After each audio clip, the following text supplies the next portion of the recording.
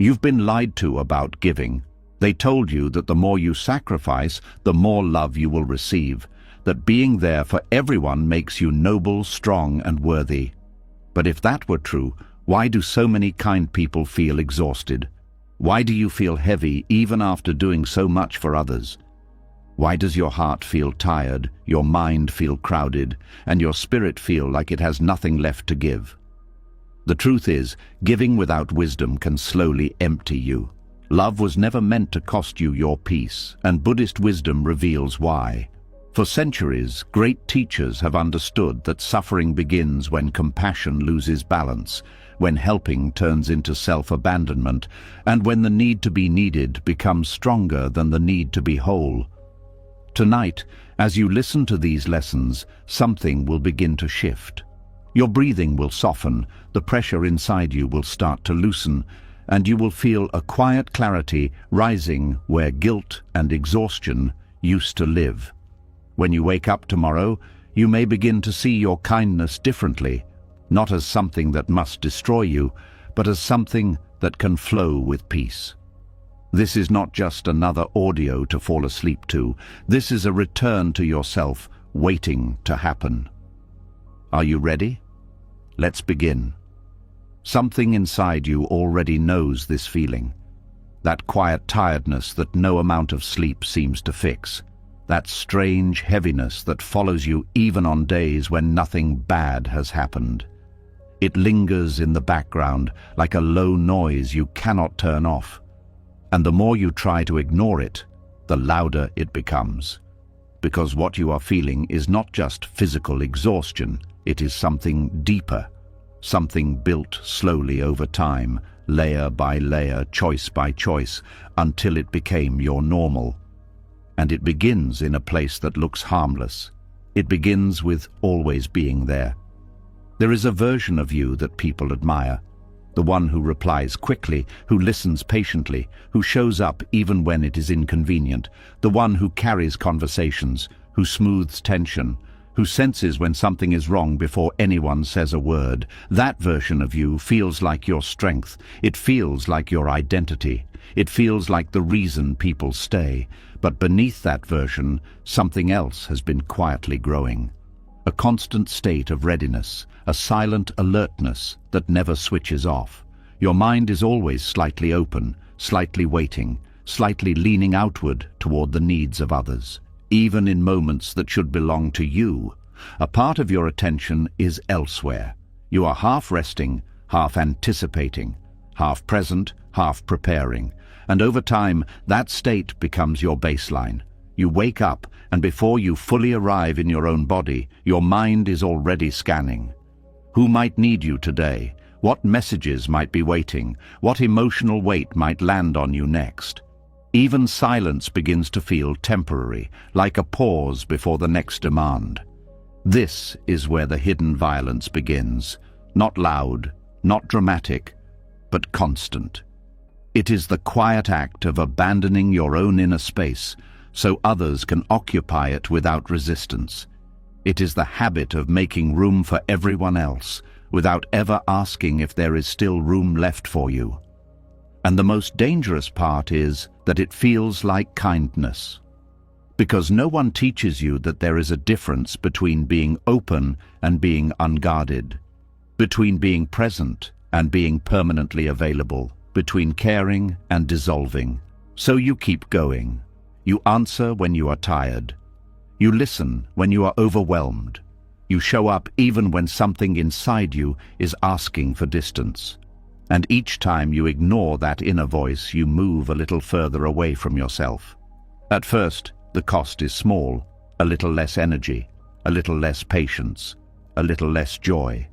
But over time, the cost grows, because your mind was never designed to live in constant readiness.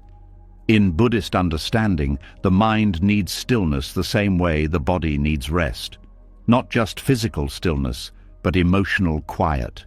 Space where nothing is expected, nothing is required, nothing is being monitored or managed. Without that space, the mind becomes crowded. And when the mind is crowded, even small interactions begin to feel heavy. That is why simple conversations can start to feel draining, not because the people are difficult, but because your inner space is already full. There is no room left to receive without effort, but instead of stepping back, most people push forward. They try to be more patient, more understanding, more available, not realizing that the problem is not a lack of effort, it is the absence of boundaries. There is a deep misunderstanding that boundaries are something cold, something distant, something that creates separation. But in reality, boundaries are what protect connection. Without them, giving stops being a choice. It becomes a reflex. And when giving is no longer a choice, it slowly loses its meaning. Buddhist wisdom speaks about awareness as the beginning of all change, seeing clearly what is happening inside, without judgment, without resistance. So pause for a moment and notice something. Notice how often your attention moves outward, even when nothing is happening. Notice how quickly your mind shifts from your own experience to the possibility of someone else's need. Notice how being off feels unfamiliar, almost uncomfortable. That discomfort is not a sign that something is wrong. It is a sign that you are not used to being with yourself without distraction, because constant availability has trained your mind to believe that its purpose is to respond. But your mind was not created only to respond. It was created to experience, to feel, to observe, to rest. And when those parts are ignored for too long, exhaustion becomes inevitable. There is also a subtle fear hidden beneath this pattern. A fear that if you are not available, something will be lost. Connection, approval, belonging. So you stay open, even when you are tired. You stay responsive, even when you need silence. You stay present for others, even when you are absent from yourself. And this is where the deepest form of self-abandonment happens, not in one big moment, but in small, repeated choices. Choosing others over your own limits. Choosing responsiveness over rest, choosing to be needed over being whole. But here is what Buddhist understanding gently reveals. You are not responsible for holding the emotional weight of the world. You are not required to be accessible at all times to be worthy of love. You are not here to live in permanent readiness for others. True compassion does not demand that you disappear. It asks that you remain aware, aware of your limits, aware of your energy, aware of the moment when giving begins to take more than it offers. Because that moment is not failure, it is information. It is your mind telling you that balance has been lost. And instead of listening, most people override it. They tell themselves to push through, to be stronger, to not disappoint. But strength is not the ability to keep giving endlessly. Strength is the ability to stop when stopping is needed. There is a quiet power in stepping back before you break, in choosing silence before resentment builds, in allowing yourself to exist without being available. At first, it may feel unfamiliar. You may notice a sense of guilt, like you are doing something wrong, but that guilt is not truth. It is conditioning. It is the echo of a belief that your value comes from how much you give. And the moment you begin to question that belief, something starts to change. You begin to reclaim small pieces of your energy, small moments where your mind is not reaching outward but resting inward. And in those moments, something unexpected happens. You start to feel yourself again, not the version of you that is always needed, but the version of you that simply exists, calm, present, unburdened. This is where healing begins, not by doing more, but by allowing less. Less noise, less obligation, less constant readiness. And as you continue, you will start to see something clearly, that your exhaustion was never a sign that you are too weak to give. It was a sign that you were never meant to give like this. You were never meant to live with your inner door always open. You were meant to choose when to open it and when to close it, not out of rejection, but out of respect for your own space. Because the mind that knows how to rest is the same mind that can truly give, without losing itself. Something begins to shift the moment you realize that your exhaustion is not coming from caring, but from how you have been caring. That quiet awareness opens a door, and behind it, there is a deeper truth waiting to be seen. Because even after you start protecting your space, even after you begin stepping back from constant availability, there is still a question that lingers beneath everything. Why does something that feels so pure, so human, so right, end up hurting you? Why does kindness, over time, begin to feel heavy? There is a subtle line that most people never learn to see, a line between compassion that nourishes and compassion that slowly drains. And crossing that line does not happen all at once. It happens gently, almost invisibly. At first, giving feels natural. You offer your time, your attention, your understanding. You feel connected. You feel useful. You feel like your presence matters in someone's life. There is warmth in that. There is meaning in that. But something begins to change. When giving stops being guided by awareness and starts being driven by habit, you begin to say yes before you even check how you feel. You begin to offer support before you understand what it will cost you. You begin to step into people's emotional worlds without asking whether you have the strength to hold what you are about to carry. And slowly, compassion starts to lose its balance. In Buddhist understanding, compassion is never meant to stand alone. It is always paired with wisdom. Without wisdom, compassion can become something else entirely. It can become attachment. It can become obligation. It can become a quiet form of self-neglect.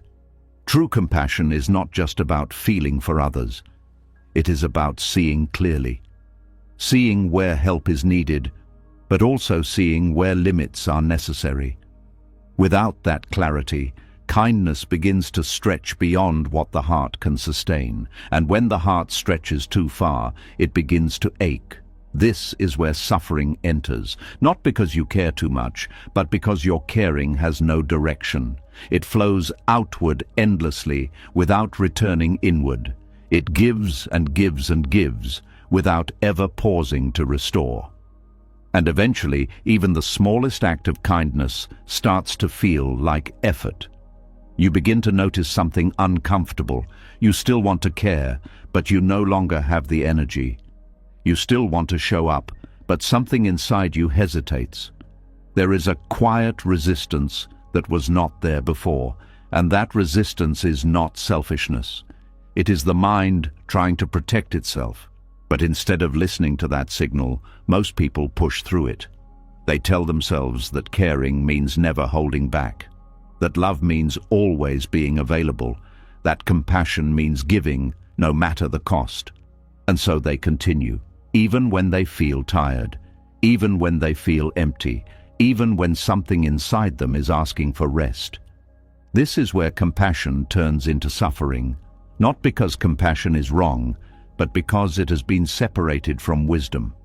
There is a teaching in Buddhism that speaks about the middle path, a way of living that avoids extremes, not too much, not too little, a balance that allows energy to flow without depletion. But when it comes to giving, many people live at one extreme. They give too much, too quickly, too often. And without realizing it, they begin to lose the ability to feel the difference between genuine compassion and compulsive overgiving. Because there is a difference. Genuine compassion feels steady. It does not rush. It does not demand. It does not ignore the self. It moves with awareness, choosing when to step forward and when to step back. Compulsive overgiving feels different. It feels urgent. It feels automatic. It feels like something you must do, not something you choose to do. And that urgency is not coming from love. It is coming from fear. Fear of being seen as uncaring, fear of losing connection, fear of disappointing others. So instead of pausing to check what is true for you, you act, you respond, you give. And each time you do, you move a little further away from balance. At first, the consequences are small. A little fatigue, a little frustration. But over time, those small feelings begin to grow, because the body and mind keep track of what is being ignored. Every time you give beyond your limit, a quiet message is stored inside you. A message that says, "My needs do not matter as much." And when that message repeats often enough, it becomes a belief that shapes how you live, a belief that keeps you trapped in patterns that slowly drain you. This is why exhaustion is not just physical, it is emotional, it is mental, it is the weight of carrying more than you were ever meant to hold. But here is the part that changes everything. You are not required to suffer in order to be compassionate. You are not required to give endlessly in order to be kind. True compassion does not destroy the one who offers it. It includes the giver as much as the receiver. This is where Buddhist wisdom gently redirects the mind. It teaches that compassion without awareness becomes attachment, and attachment always leads to suffering. Because attachment holds on, it refuses to let go. It insists on being involved, even when stepping back would be healthier. So the practice becomes learning to care without clinging, to support without absorbing, to give without losing yourself. This does not mean becoming distant. It does not mean becoming cold. It means becoming clear. Clear about where you end and others begin. Clear about what you can offer and what you cannot. Clear about the difference between helping and overextending. And that clarity changes everything, because once you see it, you begin to make different choices. You begin to pause before saying yes. You begin to check in with your own energy. You begin to notice when giving feels light and when it feels heavy, and slowly you start to trust those signals. You start to understand that discomfort is not something to ignore. It is something to listen to. Because discomfort often appears when boundaries are being crossed, not by others alone, but by yourself. Each time you override your own limits, you create a small fracture inside, and those fractures, over time, become exhaustion. But when you begin to honor your limits, something shifts. Giving becomes lighter, more intentional, more meaningful, because it is no longer forced. It is chosen. There is also a quiet freedom in realizing that you are not responsible for fixing everything, that not every problem needs your involvement, that not every emotional weight needs to pass through you. This understanding does not reduce your compassion, it refines it. It allows you to offer presence without becoming overwhelmed, to listen without carrying, to care without collapsing. And this is where true compassion lives. Not in endless giving, but in balanced giving. Not in constant involvement, but in conscious involvement. Not in losing yourself, but in remaining grounded while you support others. Over time, this balance begins to restore your energy. You feel less drained, less reactive, less overwhelmed, because your compassion is no longer scattered. It is centered. It flows from a place of stability, not depletion. And from that place, something beautiful happens. You begin to enjoy giving again, not as a duty but as a natural expression of who you are, because now your kindness is supported by wisdom, and wisdom protects your peace. This is the difference most people never learn, but once you see it, you cannot go back. You begin to understand that suffering was never the price of love. It was the result of imbalance. And balance is something you can return to. One choice at a time, one boundary at a time, one moment of awareness at a time, and as this understanding deepens, another layer begins to reveal itself. Because beneath the pattern of overgiving, there is often something even more personal, something that quietly drives the need to give in the first place. A hidden force that turns kindness into compulsion. And once you see that, you begin to understand your exhaustion in a completely new way. And as that awareness deepens, something even more personal begins to surface. It is no longer just about how you give or how often you say yes. It becomes a question that feels a little more uncomfortable, a little more honest? What if part of your giving was never only about helping? What if beneath the kindness, there was a quiet need you never fully noticed? There is a feeling many people carry but rarely speak about. A subtle pull inside the chest, almost invisible, yet powerful enough to shape how they show up in every relationship. It does not shout, it whispers. It tells you that being needed means being valuable, that being chosen means being safe, that being important in someone's life is the only way to stay close. And without realizing it, that feeling begins to guide your actions. This is where the craving to be needed begins. It does not look like a craving at first. It looks like generosity. It looks like loyalty. It looks like devotion. You show up for people. You anticipate their needs. You offer help before they even ask. You become the one they rely on, the one they turn to, the one they cannot easily replace. There is a quiet satisfaction in that role, a sense of purpose, a sense of identity, because when someone needs you, it feels like proof that you matter. But over time, something begins to change.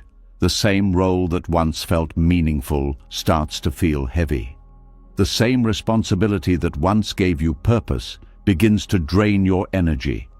And the strange part is, nothing outside has changed. The same people, the same patterns, the same actions. What has changed is the weight of it. Because when giving is tied to the need to be needed, it stops being free. It becomes conditional, not in a way that is obvious, but in a way that is deeply internal. You begin to give not only because you want to, but because you feel you must. Because if you stop, something feels at risk. Connection might weaken, attention might fade, you might become less important, and that fear keeps the cycle going, even when you are tired, even when you are overwhelmed, even when your body and mind are asking you to slow down. You keep giving because it no longer feels like a choice. It feels like a requirement. This is where emotional burnout begins to take root, not from love itself, but from the attachment hidden inside it. In Buddhist, understanding craving is one of the core sources of suffering. Not just craving for things, but craving for feelings, for identities, for states of being. And one of the most subtle forms of craving is the desire to feel necessary. Because it does not look selfish, it looks noble. But its effect is the same as any other attachment. It binds you, it creates dependency. It ties your sense of worth to something outside of you. So instead of being grounded in your own presence, your value begins to depend on how much others need you. And that is an unstable foundation, because people's needs change, their attention shifts, their lives move in directions you cannot control. And when your identity is built on being needed, every change begins to feel like a loss. So you hold on tighter, you give more, you try harder to stay relevant in their lives, not realizing that this effort is slowly draining the very energy you need to feel whole. There is also a quiet fear beneath this pattern, a fear that if you are not needed, you might be forgotten. That if you are not the one who solves problems, listens deeply, or carries emotional weight, you might not have a place. So you become indispensable, not just to others, but to the role itself, and that role becomes your identity.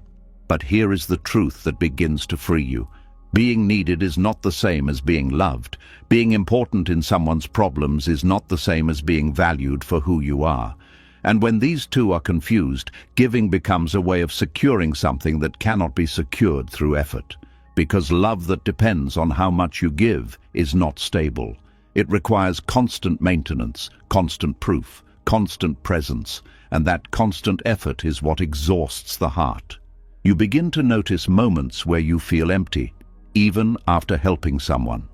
Moments where the satisfaction fades quickly, leaving behind a strange sense of depletion. That feeling is not random.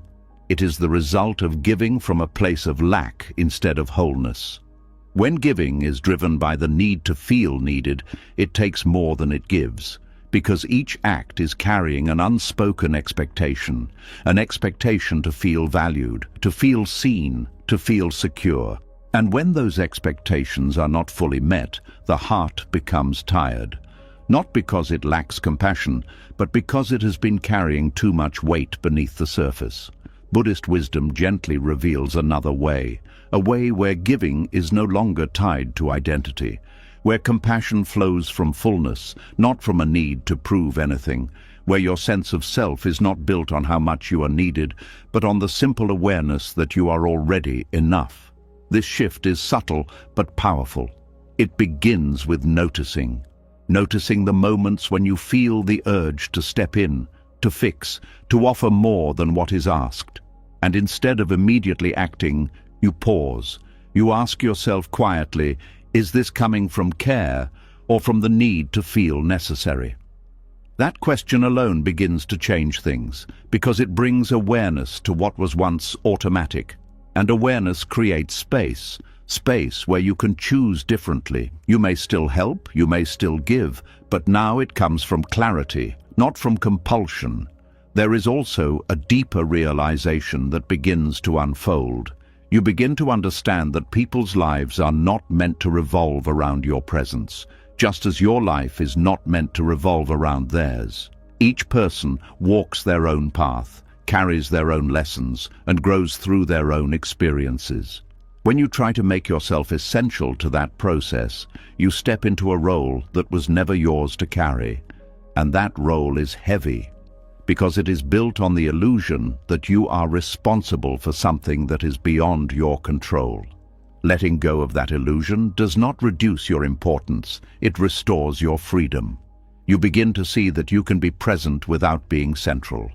You can care without being the solution. You can be part of someone's life without being the reason it functions. And that understanding lightens something inside you, because you no longer have to prove your place. You no longer have to maintain your relevance through constant giving. You can simply exist. And from that place, something beautiful begins to happen. Your relationships start to feel different, less pressured, less dependent, more natural, because they are no longer built on the need to be needed, but on the simple presence of being. And that presence is enough. Over time, the craving softens, not because you forced it to disappear, but because you no longer feed it. You no longer chase the feeling of being necessary. You no longer attach your worth to how much you are relied on. Instead, you begin to rest in something more stable, a quiet sense of self that does not depend on external validation. And from that place, your compassion becomes lighter, freer, more sustainable, because it is no longer carrying the weight of identity. It is simply an expression of who you are, and that changes everything. You give when it feels right. You step back when it is needed. You remain connected without losing yourself, and the exhaustion that once followed you begins to fade. Not because you stopped caring, but because you started caring differently, with awareness, with balance, with a sense of inner grounding that does not need constant reinforcement.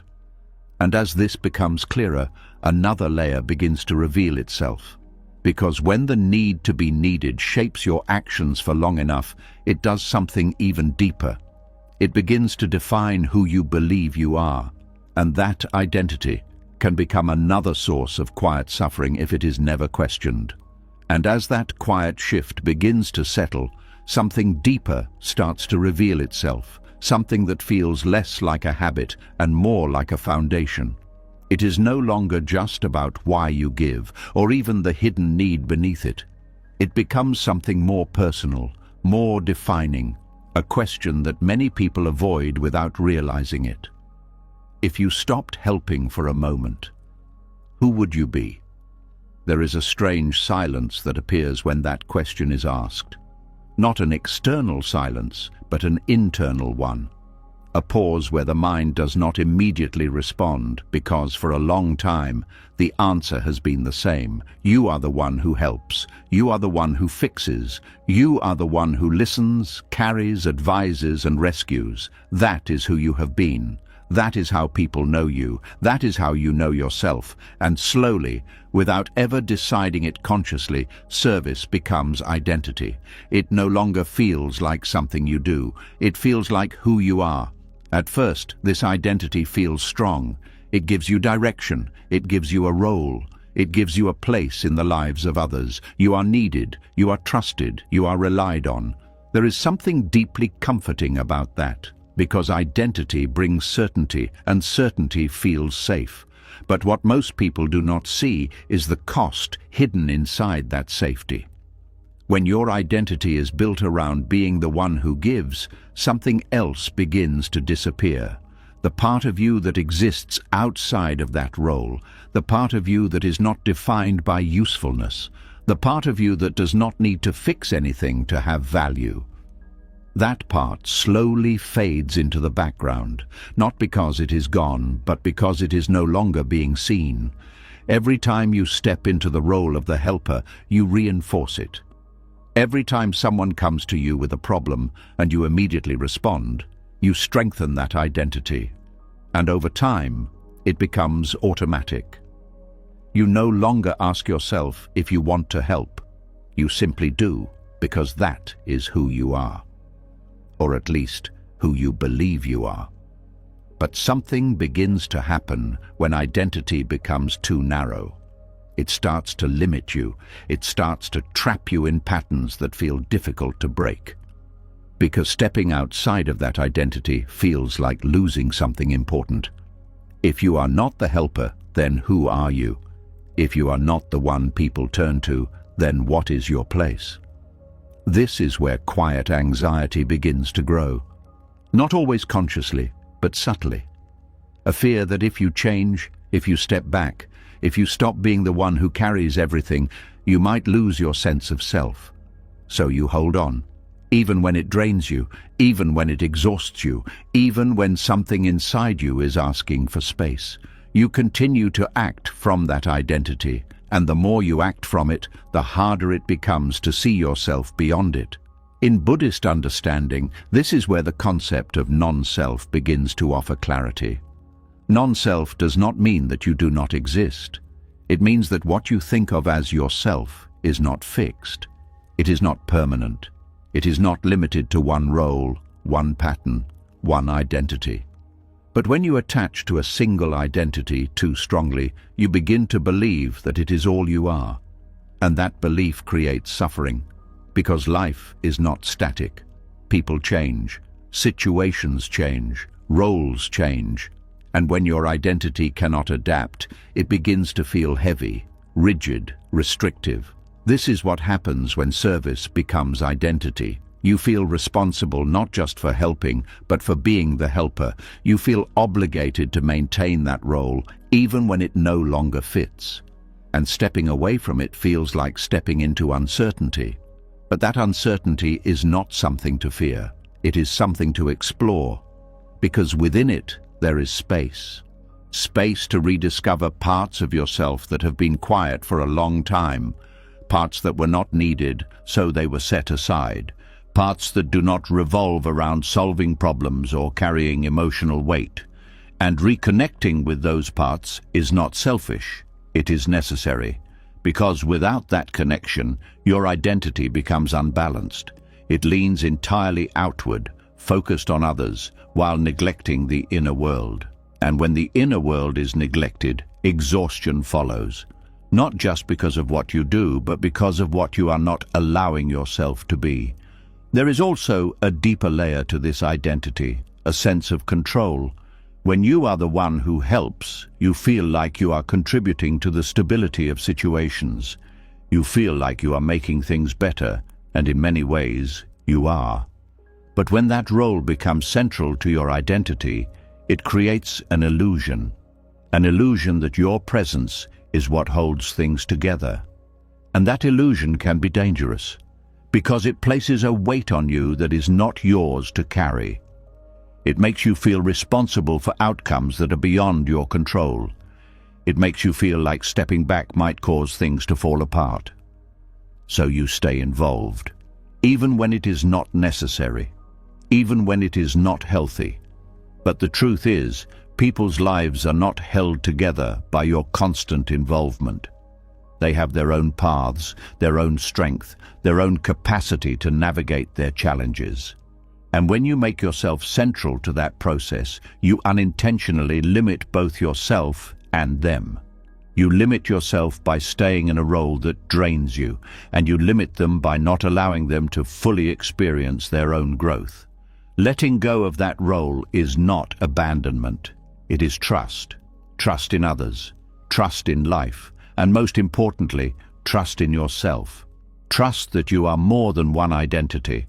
Trust that your value does not disappear when you stop being useful in the same way. Trust that there is a version of you that exists beyond helping, and that version deserves to be known. This is where non-self becomes freeing, because it reminds you that you are not confined to one way of being. You are not required to stay the same. You are allowed to evolve, to step out of roles that no longer serve you, to explore who you are without the constant need to give. And that exploration can feel unfamiliar at first. You may notice moments of discomfort, moments where you do not know how to respond because your usual role is no longer guiding you. But those moments are important. They are spaces where something new can emerge, a sense of self that is not tied to performance, not tied to usefulness, not tied to how much you can carry. A self that simply exists, present, aware, whole. From that place, your actions begin to change. You may still help, you may still give, but it is no longer coming from identity, it is coming from choice. And that difference changes everything. Because when giving is no longer who you are, but something you choose, it becomes lighter, more flexible, more sustainable. You are no longer trapped in a role. You are moving freely, responding to situations without losing yourself in them. And this freedom allows something else to return. A sense of curiosity, a sense of presence, a sense of connection to your own experience. You begin to notice what you enjoy, what you need, what brings you peace, things that were once overshadowed by the constant focus on others. And as you reconnect with those things, your energy begins to restore. Not because you stopped caring, but because you stopped defining yourself solely through caring. You begin to understand that your existence is not a function. It is not a role to be performed. It is something deeper, something that does not need to be justified through action. And from that understanding, a new balance emerges. One where you can be present for others without being consumed by their needs. One where you can offer support without losing your sense of self. One where your identity is not fixed, but fluid, adapting, growing, evolving. This is the quiet power of releasing identity, not by rejecting it, but by loosening your grip on it, allowing yourself to be more than what you have been. And as this becomes clearer, another layer begins to unfold. Because even when you begin to loosen identity, there is still something else that can quietly pull you back into exhaustion. Something that does not come from roles or expectations, but from something more subtle. Something that lives in the way you feel other people's pain. And once you see that, you begin to understand why even stepping back sometimes does not fully restore your energy. And even as that identity begins to loosen, even as you slowly step out of the role that once defined you, something still lingers beneath the surface, a quiet weight that does not disappear, just because you are doing less. A heaviness that follows you even when you finally sit still, because the exhaustion was never only about what you were doing, it was also about what you were carrying. There is a kind of tiredness that does not come from action, but from absorption. It settles into the body without asking permission. It moves through the mind without making a sound. And before you notice it, it begins to feel like it belongs to you. But it doesn't. It never did. There is a subtle habit that forms when you spend a long time being present for others. You begin to listen deeply, not just to words, but to emotions. You sense tension, fear, sadness, confusion. You read between lines, you notice what is not being said, and at first, this sensitivity feels like a gift. It allows you to connect, to understand, to respond in ways that feel meaningful. But over time, something shifts. You stop observing emotions, and you start holding them. You stop witnessing pain, and you begin to absorb it. Someone shares their anxiety, and hours later, you still feel unsettled. Someone opens up about their sadness, and it lingers in your chest long after the conversation ends. Someone expresses confusion or fear, and it quietly becomes part of your inner state. It happens so naturally that you do not question it. You assume this is what it means to care, to feel what others feel, to carry it with them. But this is where the line begins to blur, because feeling with someone is not the same as carrying what they feel. And when that difference is not clear, your inner world begins to fill with things that were never yours. This is the exhaustion of carrying pain that was never meant to live inside you. It is not loud. It does not announce itself. It accumulates slowly, a little here, a little there, until your mind becomes crowded with emotions that do not have a clear source. You feel tired, but you cannot explain why. You feel heavy, but nothing in your own life seems to justify it. And that confusion adds another layer to the exhaustion. Because you start searching for reasons within yourself. You question your strength, your resilience, your ability to handle life, not realizing that much of what you are holding does not belong to your experience. In Buddhist understanding, there is a deep awareness of how the mind interacts with the world. It teaches that we can observe without attaching, feel without clinging, and be present without absorbing. But when awareness is not cultivated, the mind does something else. It identifies, it takes what it encounters and makes it personal. So when you encounter someone's pain, your mind does not just witness it, it internalizes it. It begins to treat it as part of your own emotional landscape.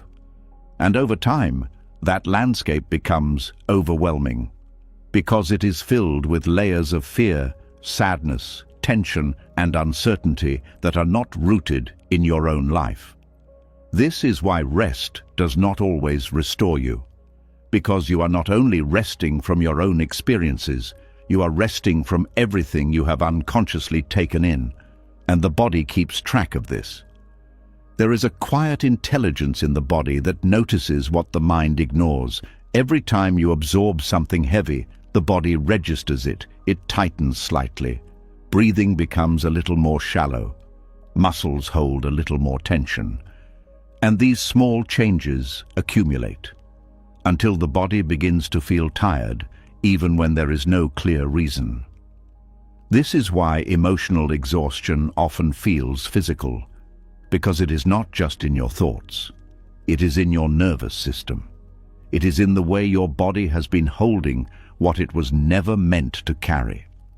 There is also a deeper pattern beneath this absorption, a belief that being deeply affected by others is a sign of care, that if you do not feel their pain strongly, you are not being compassionate enough. So you allow yourself to feel everything.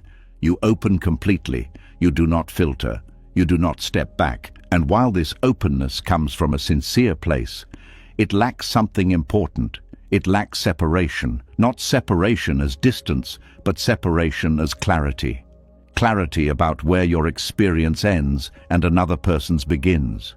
Without that clarity, your boundaries dissolve. And when boundaries dissolve, everything flows in. Not just the good, but the heavy, the unresolved, the chaotic, and eventually your inner space begins to reflect the emotional weight of everyone around you.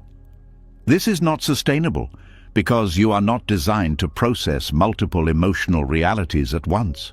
Your mind and body are built to experience your life, not to carry fragments of everyone else's.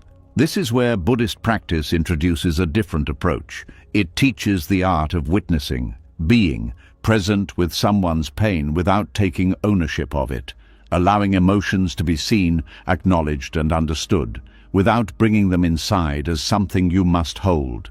This is not indifference. It is clarity. It is the understanding that each person's emotions belong to their path, their experiences, their process. You can support that process. You can sit beside it, but you do not need to carry it. Learning this takes time, because the habit of absorption is often deeply rooted.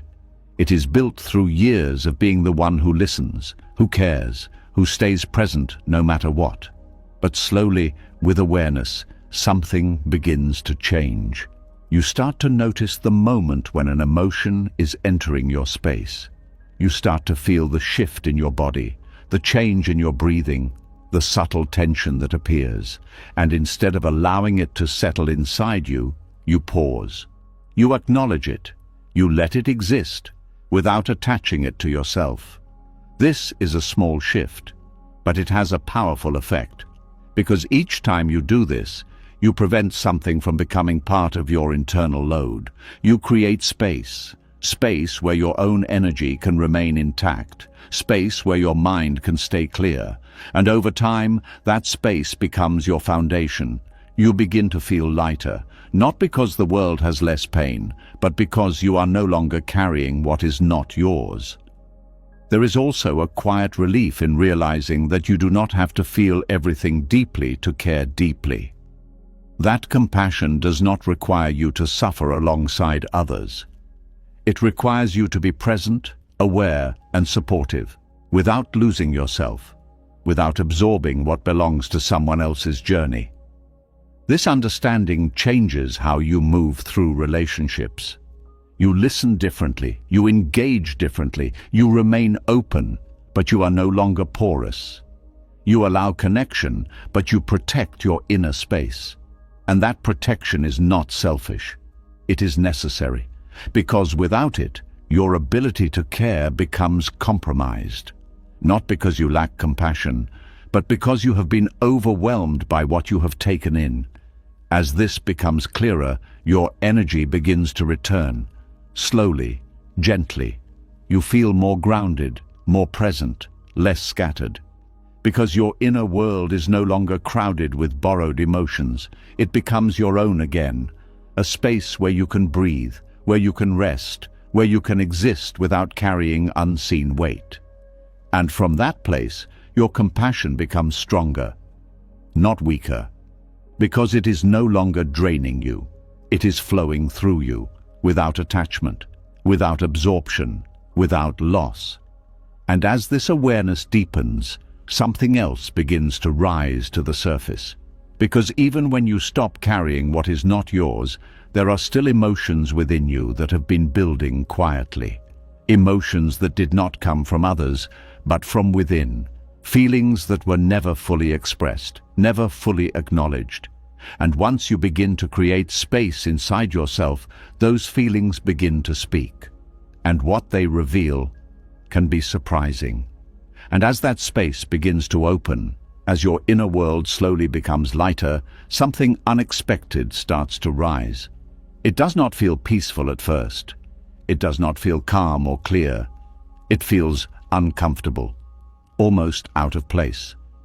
Because beneath the tiredness, beneath the heaviness you thought was only exhaustion, there is something else waiting, something that has been quiet for a long time. Something you may have never allowed yourself to fully see. A tension that has no clear voice, yet carries a strong presence. It shows up in small reactions. A short reply, a sudden irritation, a moment where patience disappears faster than expected, and then, just as quickly, it is pushed down again, hidden beneath the same familiar thought. I shouldn't feel this way. There is a kind of anger that does not look like anger. It does not shout. It does not explode. It does not demand attention. Instead, it stays beneath the surface, layered under politeness, understanding, and self-control. It is quiet, but it is there. This is the silent anger beneath selfless giving. It forms slowly, almost invisibly, in the background of a life built on always being there for others. Every time you say yes when you want to say no, a small part of that anger takes shape. Every time you ignore your own limits to meet someone else's needs, it grows a little stronger. Every time you feel unseen, unappreciated, or taken for granted, but choose to stay silent, it settles deeper inside. It does not disappear just because you do not express it. It accumulates, layer by layer, moment by moment, until it becomes part of your emotional landscape. The reason it remains hidden is because it does not match the identity you have built. You see yourself as kind, patient, understanding, someone who gives without expecting anything in return, someone who is above anger, above frustration, above resentment. So when these feelings appear, they feel wrong, unacceptable. They do not fit the image you hold of yourself, so instead of allowing them, you suppress them. You push them down, you cover them with more kindness, more patience, more giving. But suppression does not remove anger, it only buries it, and buried emotions do not stay still. They find other ways to express themselves. They show up in subtle ways, a sense of irritation that lingers longer than it should, a feeling of being overwhelmed by small requests, a quiet resistance when someone asks for your help again, a heaviness that follows interactions that once felt natural. These are not signs that you have become less caring. They are signs that something inside you has been ignored for too long. Because anger, at its core, is not the problem. It is a signal, a message, an indicator that something within you is not aligned, that your boundaries have been crossed, that your needs have been overlooked, that your energy has been stretched beyond what is sustainable. But when you refuse to acknowledge that signal, it does not guide you, it weighs on you, it turns inward, and that inward tension becomes exhaustion. This is why burnout often feels confusing, because on the surface, you are still doing the same things, helping, supporting, giving, but underneath, something has changed. There is less lightness, less joy, less willingness, and more resistance, more tension, more quiet frustration. Buddhist awareness invites you to look at this without judgment, not to label anger as bad or wrong, but to understand it, to see it clearly, without trying to push it away or hide it. Because when you meet anger with awareness, something shifts. It stops being something you are afraid of and becomes something you can learn from.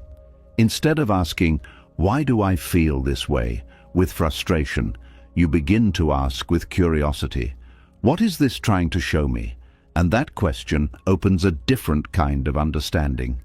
You start to see patterns, moments where you gave more than you had, times when you stayed silent instead of expressing what you needed, situations where you allowed others to rely on you in ways that were not balanced. And through this seeing, the anger begins to make sense. It is no longer random. It is no longer something to be ashamed of. It becomes a reflection of your own experience, a reflection of how often you have stepped beyond your own limits.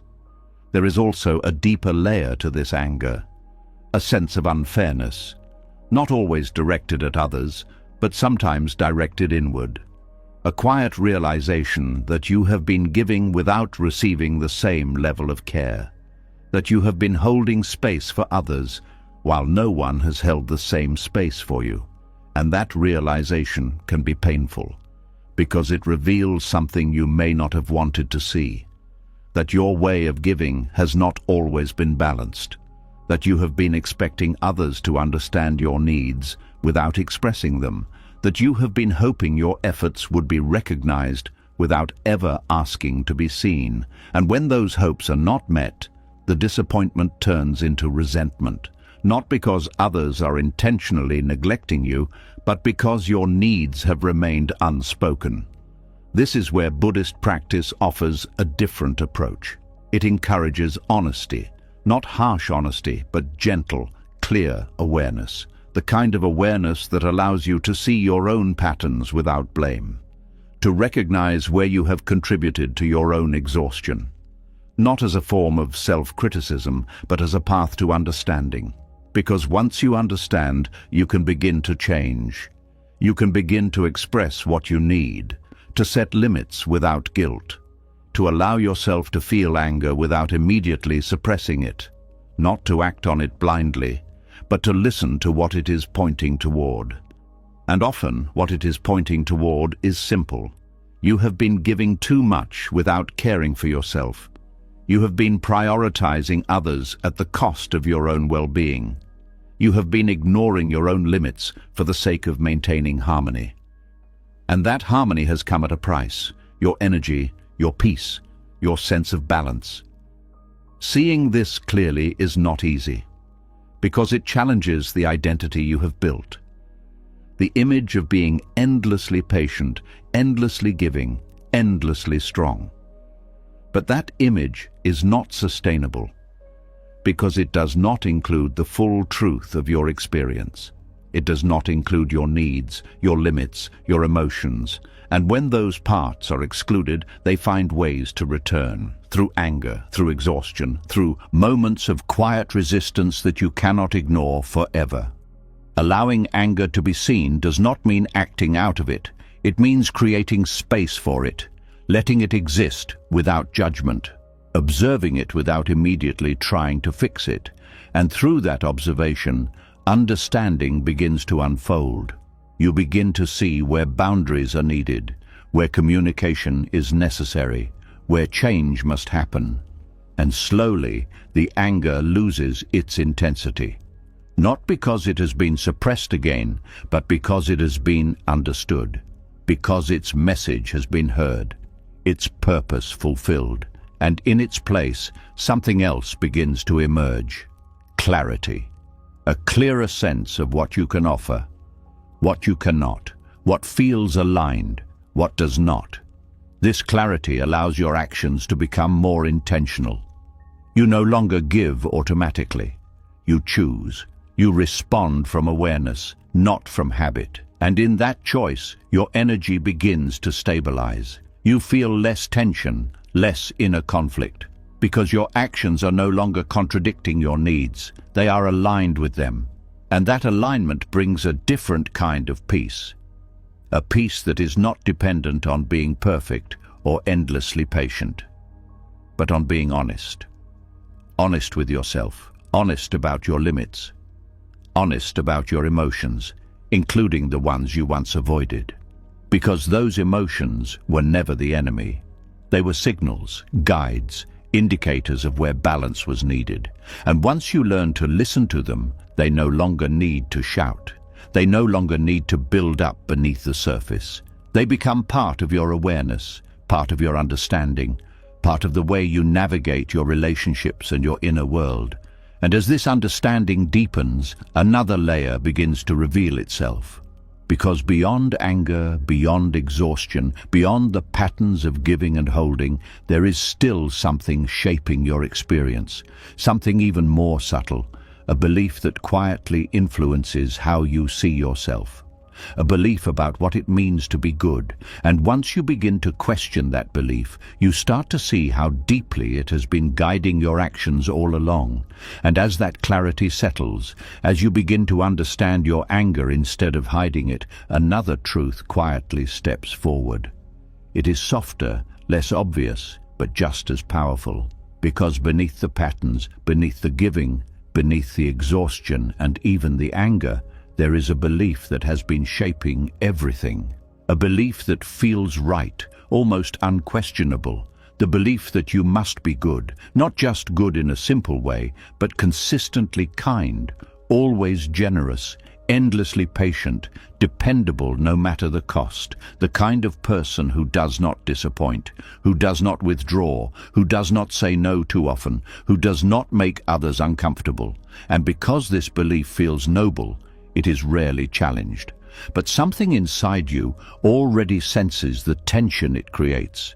There is a quiet pressure that comes with trying to always be that version of yourself, a pressure that does not allow rest, a pressure that does not allow mistakes, a pressure that quietly tells you that your worth depends on how well you maintain that image. This is where the attachment to being good begins to shape your inner world.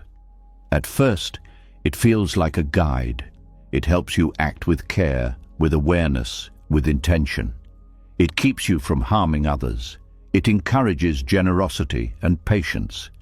But slowly, it becomes something else. It becomes a standard you feel you must constantly meet. And when something becomes a standard instead of a choice, it starts to create tension. Because life does not always allow you to be everything at once. There are moments when you feel tired, when your patience is limited, when your energy is low, when your needs are asking for attention. But the attachment to being good does not consider those moments. It expects consistency. It expects you to show up the same way, no matter how you feel. So you override yourself. You ignore your tiredness. You silence your discomfort. You push through your limits, all to maintain that image. And each time you do this, a quiet conflict forms inside you. A conflict between what you feel and how you believe you should act. This conflict is subtle, but it is constant.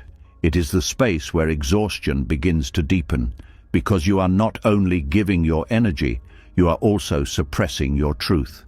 And suppression always has a cost. It does not disappear. It turns inward. It creates tension. It builds pressure, until even the smallest interactions begin to feel heavy. Not because they are difficult, but because you are carrying more than what is visible. The attachment to being good also creates a kind of fear, a fear of being seen differently, a fear of disappointing others, a fear that if you do not meet expectations, you might lose something important: respect, connection, approval.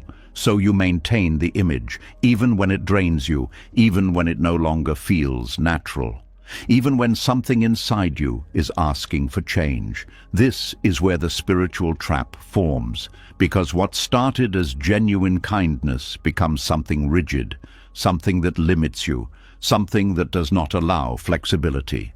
In Buddhist understanding, attachment is not only about holding on to things, but also about holding on to identities. And the identity of being good can become one of the strongest attachments, because it feels right. It feels safe. It feels like something you should not question. But any identity that you feel you must protect at all times will eventually create suffering, because it does not allow you to be fully human. It does not allow you to feel everything, to express everything, to respond naturally to what arises within you.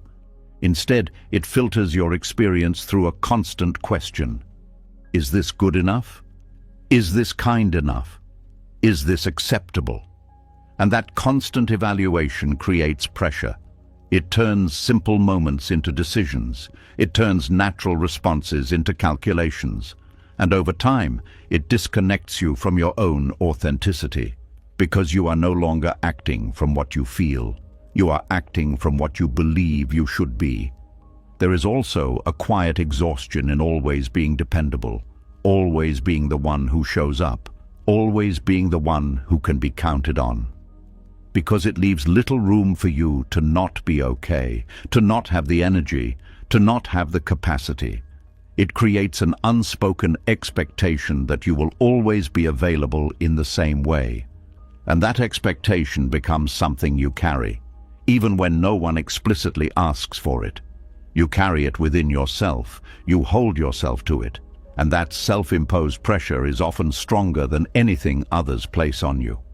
This is why stepping back feels so difficult, not because others will necessarily react negatively, but because it challenges the identity you have built. It feels like breaking a rule, like stepping outside something that has defined you for so long. But that discomfort is not a sign that you are doing something wrong. It is a sign that you are loosening an attachment.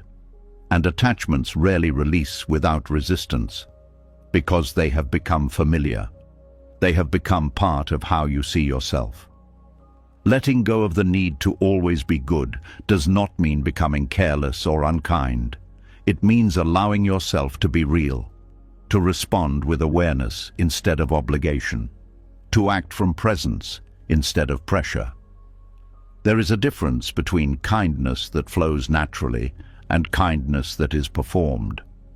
One feels light, the other feels heavy. One restores energy, the other drains it. When you are attached to being good, your actions begin to carry weight because they are tied to your identity. They are not just choices, they are proofs. Proof that you are who you believe you must be.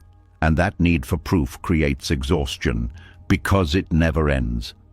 There is always another moment, another situation, another expectation to meet. But when you begin to loosen that attachment, something shifts. You start to act without needing to prove anything. You start to give without needing validation. You start to care without needing recognition. And in that shift, your energy begins to return because you are no longer carrying the extra weight of maintaining an image. You are simply being present, responding to life as it unfolds, allowing your actions to come from awareness, not from a fixed identity. There is also a quiet freedom in allowing yourself to not always be the same, to have moments where you are less patient, moments where you need space, moments where you say no without explaining. These moments do not make you less kind. They make you more honest, more balanced, more aligned with your actual experience. And that alignment is what restores inner peace. Because peace does not come from being perfect. It comes from being authentic, from not fighting against what you feel, from not forcing yourself into a shape that no longer fits.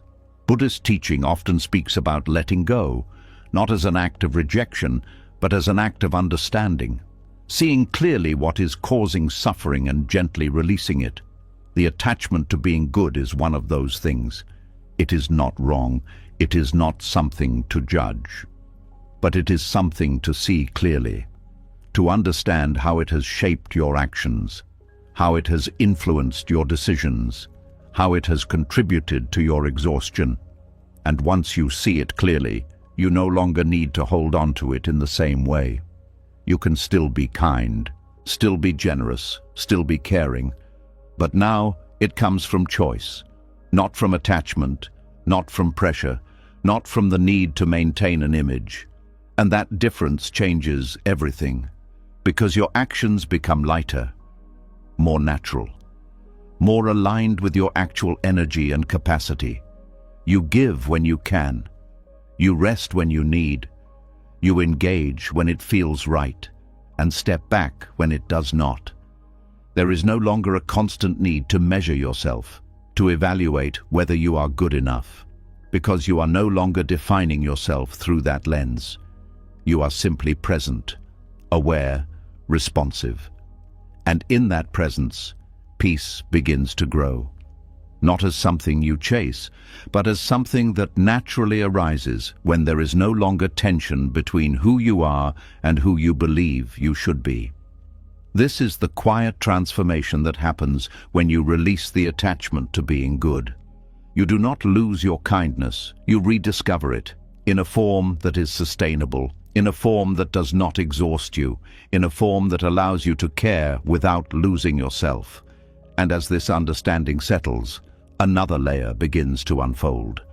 Because even when you begin to act from clarity, there is still something that can blur the line between caring and losing yourself.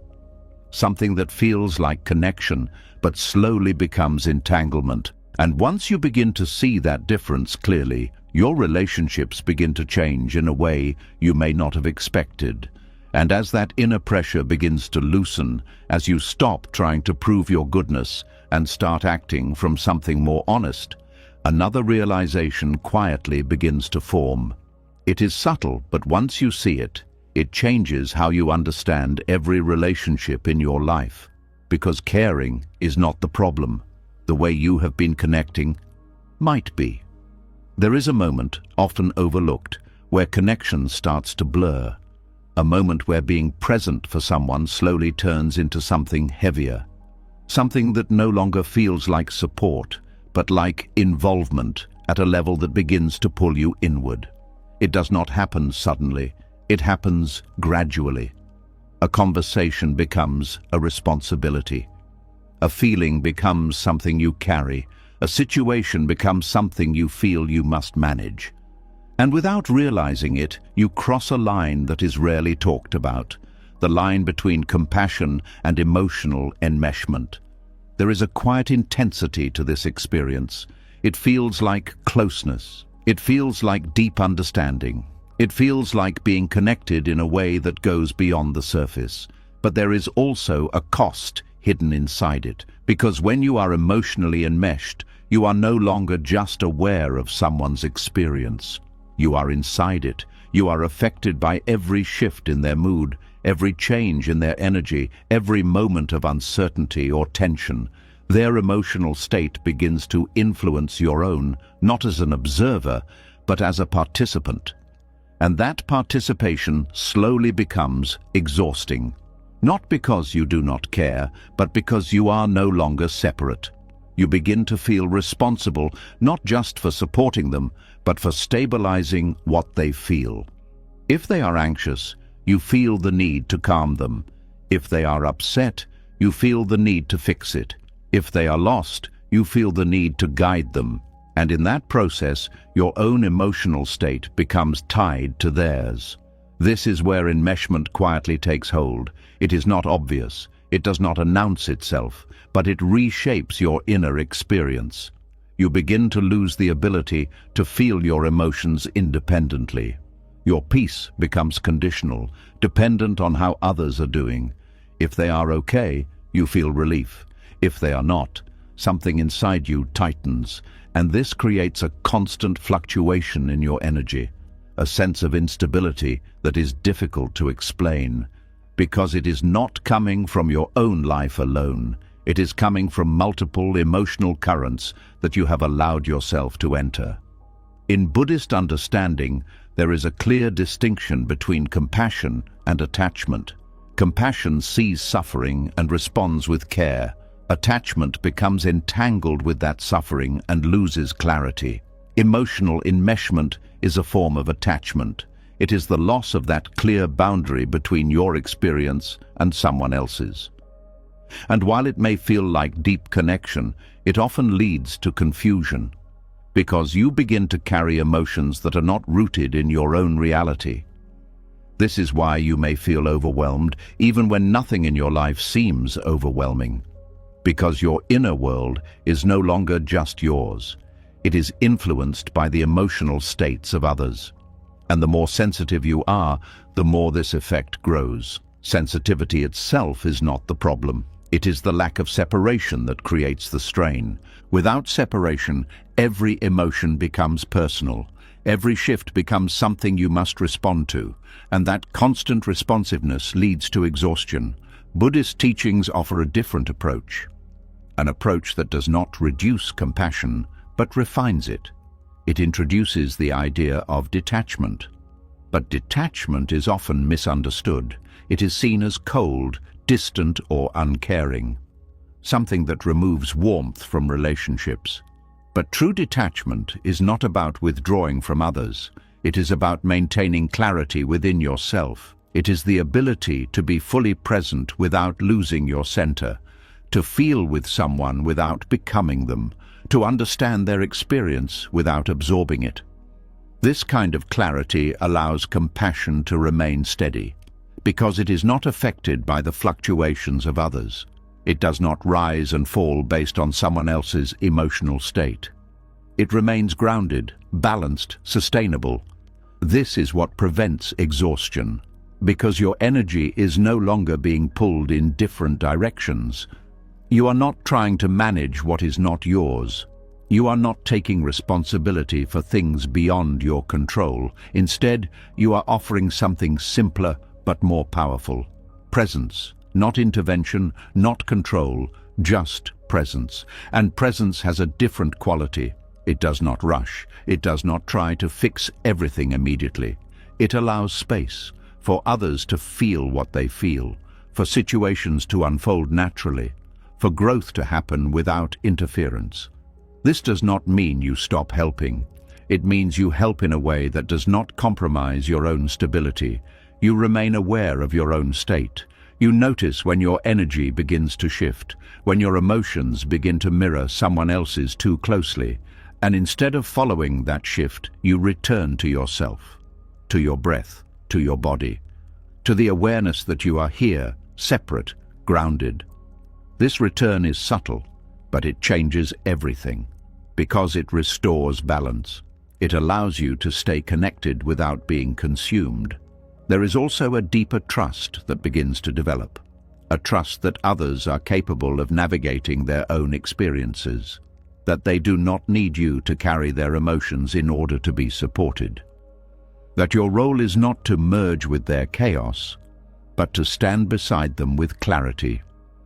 This trust removes a great deal of pressure, because you no longer feel the need to manage outcomes. You no longer feel responsible for how things unfold. You offer what you can, and you allow the rest to be. And in that allowing, your energy is preserved. Your mind remains clear. Your body remains at ease. You are not constantly reacting to emotional shifts. You are observing them, responding when needed, stepping back when necessary. This balance creates a different kind of connection, one that is not based on intensity, but on stability, one that does not require you to lose yourself in order to be present, one that allows both you and the other person to remain whole. Over time, this changes how you experience relationships. They feel lighter, less draining, more natural, because they are no longer built on enmeshment. They are built on awareness, on mutual space, on the understanding that each person has their own emotional world, and that those worlds do not need to merge in order to connect.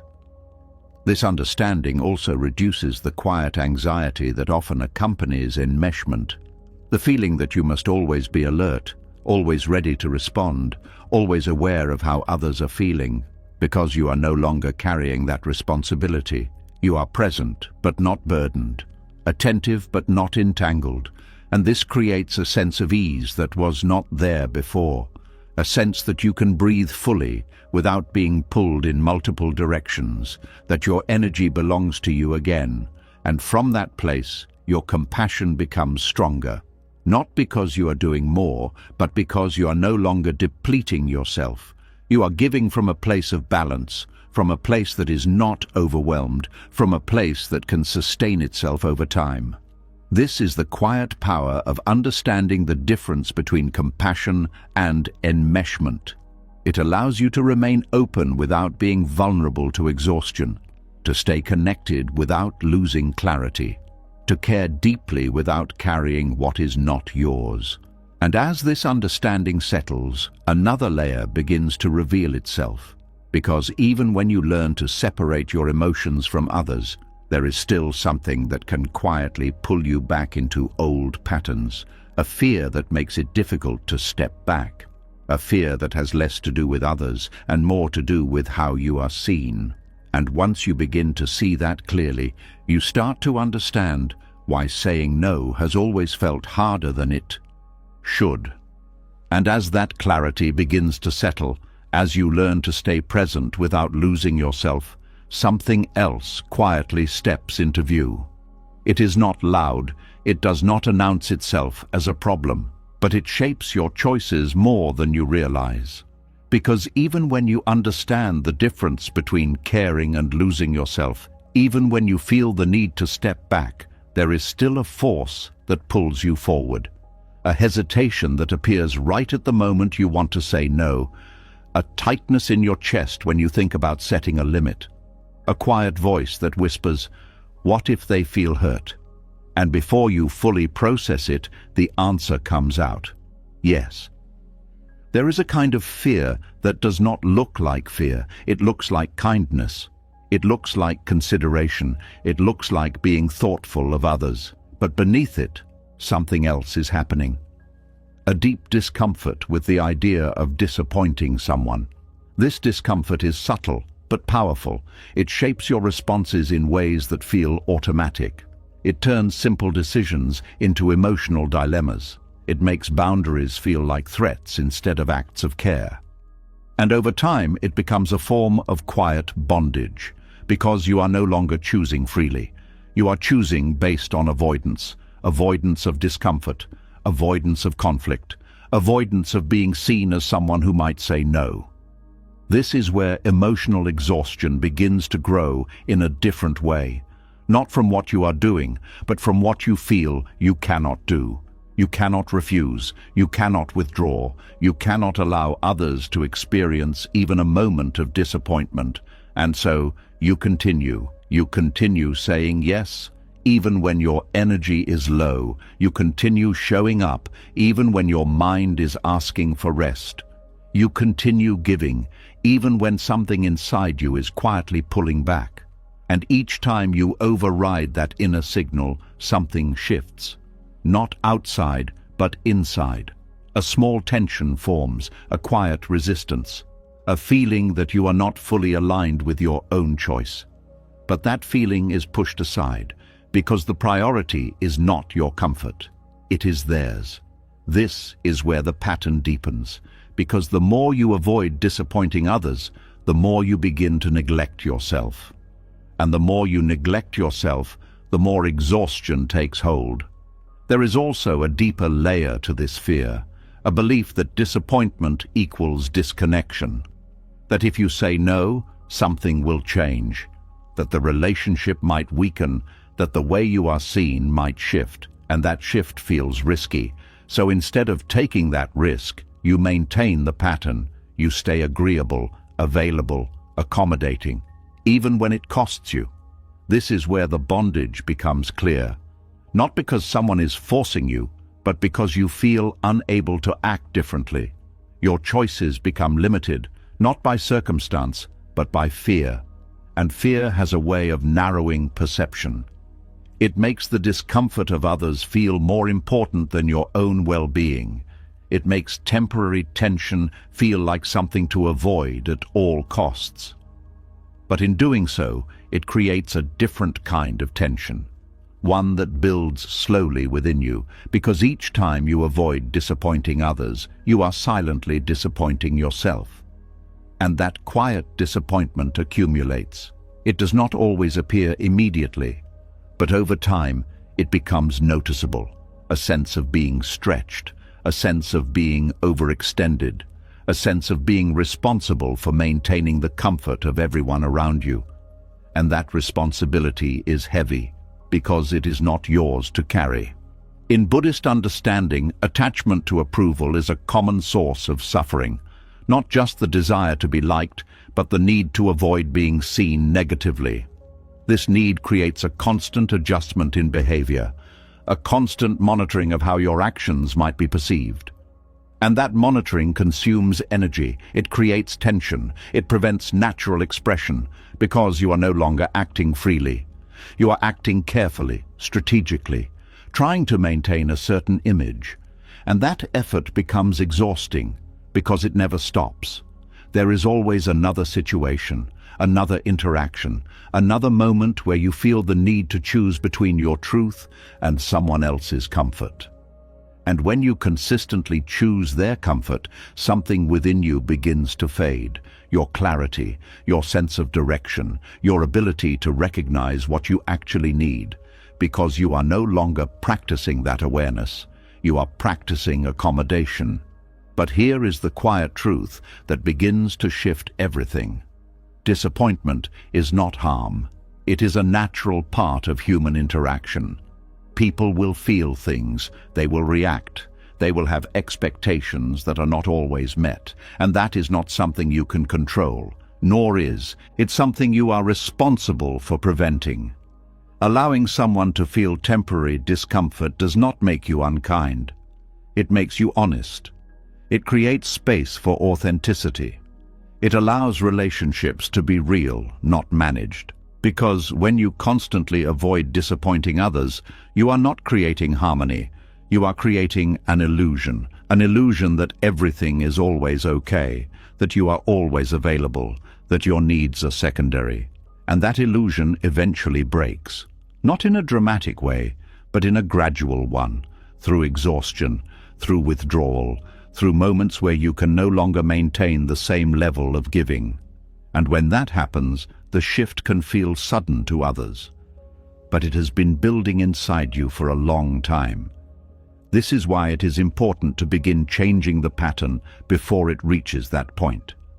To recognize the fear when it appears, to notice the moment when you hesitate, when you feel that pull to say yes, even though something inside you is asking for no, and in that moment, to pause, not to react immediately, but to sit with the discomfort, to allow the possibility that someone might not be pleased, that they might feel disappointed, and to see that as something that can be held, not avoided. This practice is not easy, because it goes against a habit that has likely been reinforced for a long time. But each time you allow that discomfort, something changes. The fear loses a little of its hold. The need to avoid it becomes less urgent, and slowly your choices begin to open up. You begin to act from clarity instead of avoidance.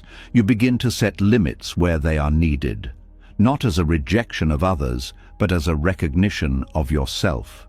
There is also a deeper understanding that begins to form, that relationships do not depend on constant agreement. They depend on honesty, on mutual respect, on the ability to navigate differences without losing connection. And when you allow yourself to be real, even when it creates momentary discomfort, you strengthen that foundation, because you are no longer presenting a version of yourself that is shaped by fear. You are showing up as you are, with your limits, with your needs, with your truth. And that presence is more stable than any agreement built on avoidance. Over time, this changes how you experience connection. It becomes less about maintaining a certain image and more about being present, less about managing emotions and more about allowing them, both yours and others. And in that allowance, there is a sense of ease that was not there before, a sense that you do not have to constantly adjust, constantly monitor, constantly protect others from discomfort, because you trust that relationships can hold that they can move through moments of tension without breaking. And that trust reduces the pressure you carry. It allows your energy to return. It allows your mind to rest, because you are no longer in a constant state of negotiation, trying to balance your needs with everyone else's expectations. You are simply responding to what is true, and that response becomes more natural over time, less forced, less calculated, more aligned.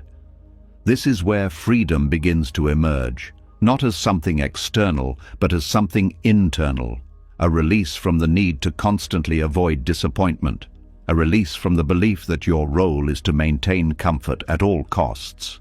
And in that release, your energy begins to stabilize, your exhaustion begins to ease, because you are no longer carrying the weight of everyone else's emotional reactions. You are allowing them to exist without making them your responsibility. And as this understanding deepens, another layer begins to unfold. Because beneath the fear of disappointing others, there is often something even more subtle, a quiet hope that keeps the cycle of giving in motion. A hope that if you continue, if you give enough, if you sacrifice enough, something will finally shift. Something that has been quietly driving your actions all along. And once you begin to see that clearly, your relationship with giving begins to change in a way that feels almost unexpected. And as that fear begins to loosen, as you slowly allow yourself to disappoint others without collapsing inside, something deeper starts to reveal itself. It is not just fear that has been shaping your actions. It is something quieter, something more hidden, a silent expectation, a hope that has been sitting beneath your giving for a very long time. Because even when you tell yourself you expect nothing in return, there is often something unspoken moving underneath, something that does not ask directly but waits patiently. A feeling that says, if I keep showing up like this, something good will come back to me. It is subtle.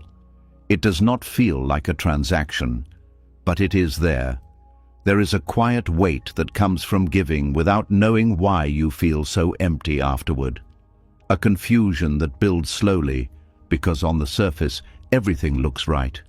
You are kind, you are generous, you are present, and yet something inside you is still waiting, waiting for something to come back, waiting for a feeling that never fully arrives. This is where overgiving becomes a subtle bargain with the world. Not a spoken agreement, not something you consciously decided, but something that formed quietly over time.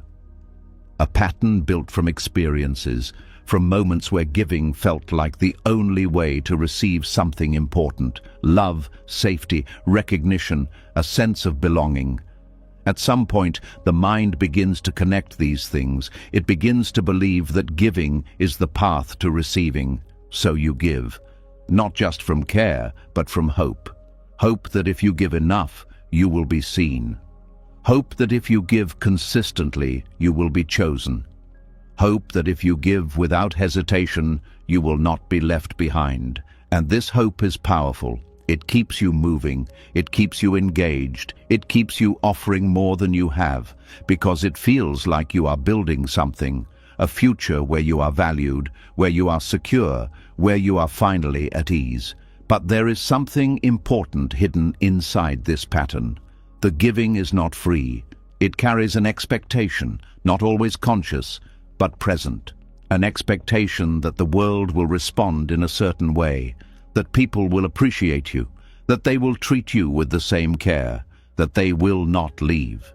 And when those expectations are not met, something shifts, a quiet disappointment, a feeling that something is missing, a sense that you have given so much but received so little in return.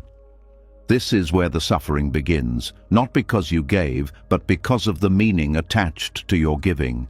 Because the moment giving becomes a way to secure something, it stops being unconditional. It becomes a strategy, a way to influence outcomes, a way to create a sense of safety. But life does not operate on these kinds of agreements. People do not always respond in the way you hope. They have their own patterns, their own limitations, their own ways of giving and receiving. And when your inner sense of peace depends on how others respond, it becomes unstable. Because it is no longer rooted in you, it is tied to something outside of your control. This is what makes the bargain so painful, because it is never fully fulfilled. There are moments when it feels like it is working, moments when someone appreciates you, when they respond with warmth, when you feel seen.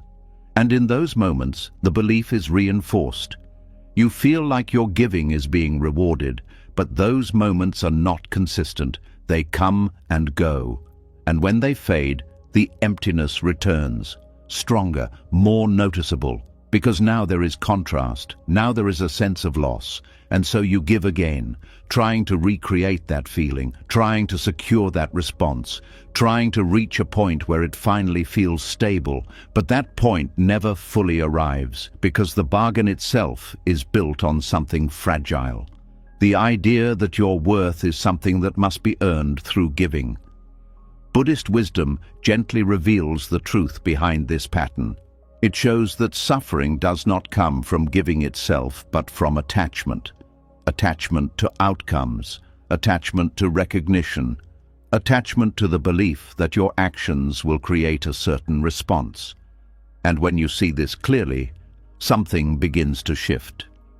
You begin to understand that the exhaustion you feel is not just from giving too much.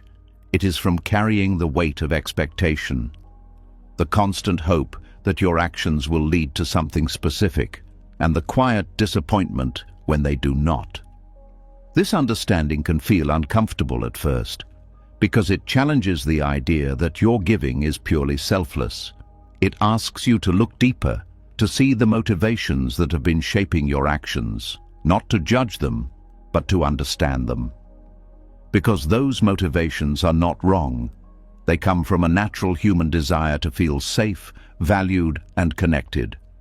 But when those desires are placed into a bargain, they become a source of suffering, because they rely on something that cannot be guaranteed.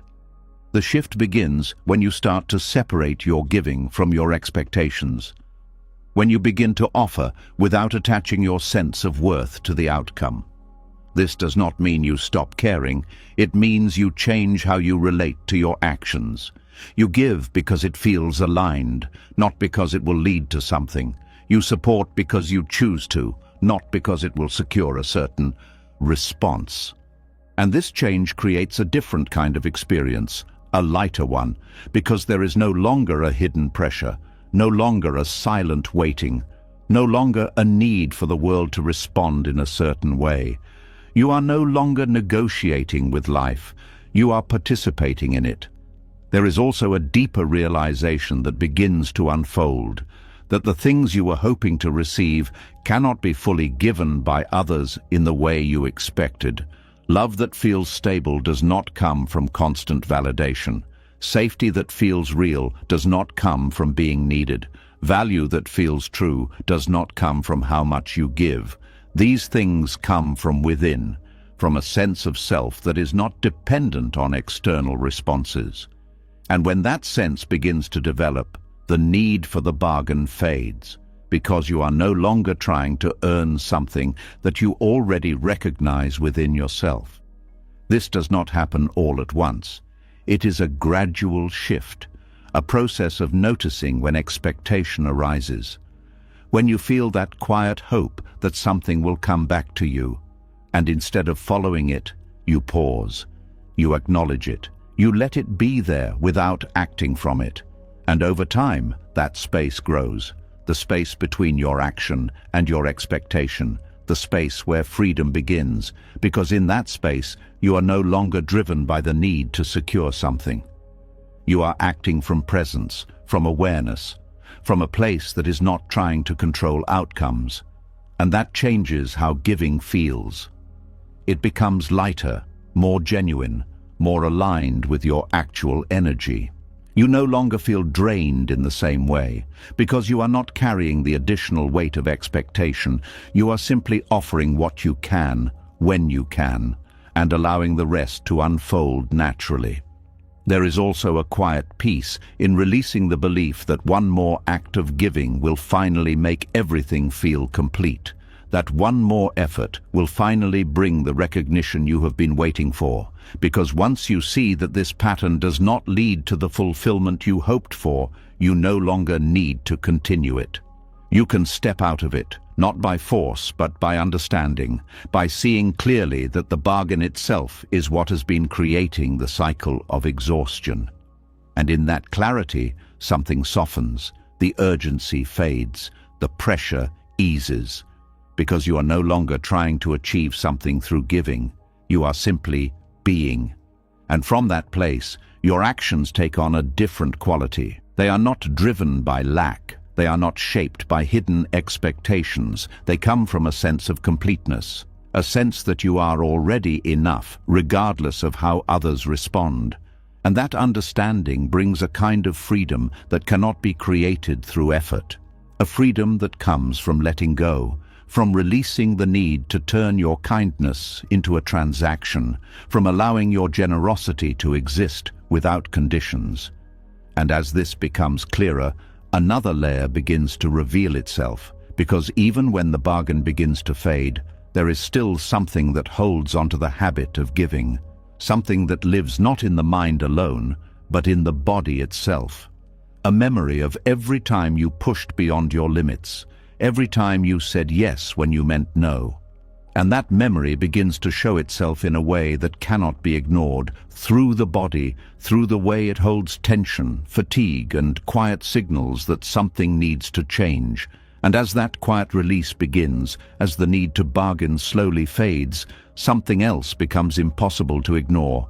It is not a thought, it is not a belief, it is something more direct. It is your body. Because while the mind learns slowly, the body has been keeping track the entire time. Every moment you pushed past your limits, every time you ignored that inner hesitation, every time you gave when something inside you had already said enough. None of it disappeared. It stayed. There is a kind of truth that does not speak in words. It shows up in sensations, in fatigue that feels deeper than tiredness, in tension that does not fully release, in a heaviness that follows you even when you are doing nothing. It is the body speaking, And it has been speaking for a long time. The body does not argue. It does not explain. It simply holds. It holds what the mind refuses to acknowledge. It holds the strain of constant giving, the pressure of always being available, the quiet conflict between what you feel and what you continue to do. Each time your heart reached its limit but your voice still said yes, something was stored, not just as memory, but as sensation, a tightening in the chest, a heaviness in the shoulders, a subtle fatigue that lingers no matter how much you rest. At first, these signals are easy to ignore.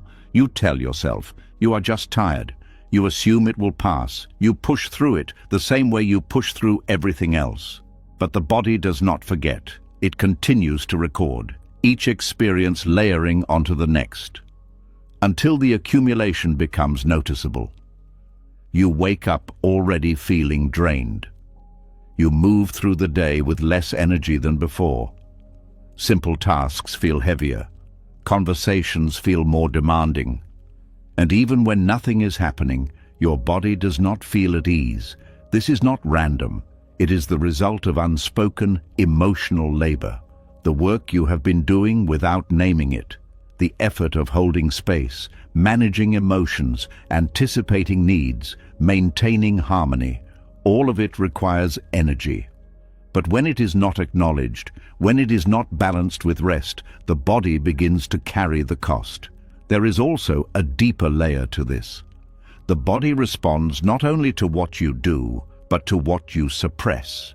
Every time you feel something and choose not to express it, that energy does not vanish. It moves inward. It settles into the body. It becomes tension. It becomes discomfort. It becomes a quiet signal that something is unresolved. Over time, these signals begin to form patterns. Your body learns to stay slightly tense, slightly alert, slightly prepared, because it has been conditioned to expect the next demand, the next need, the next moment where you must give again.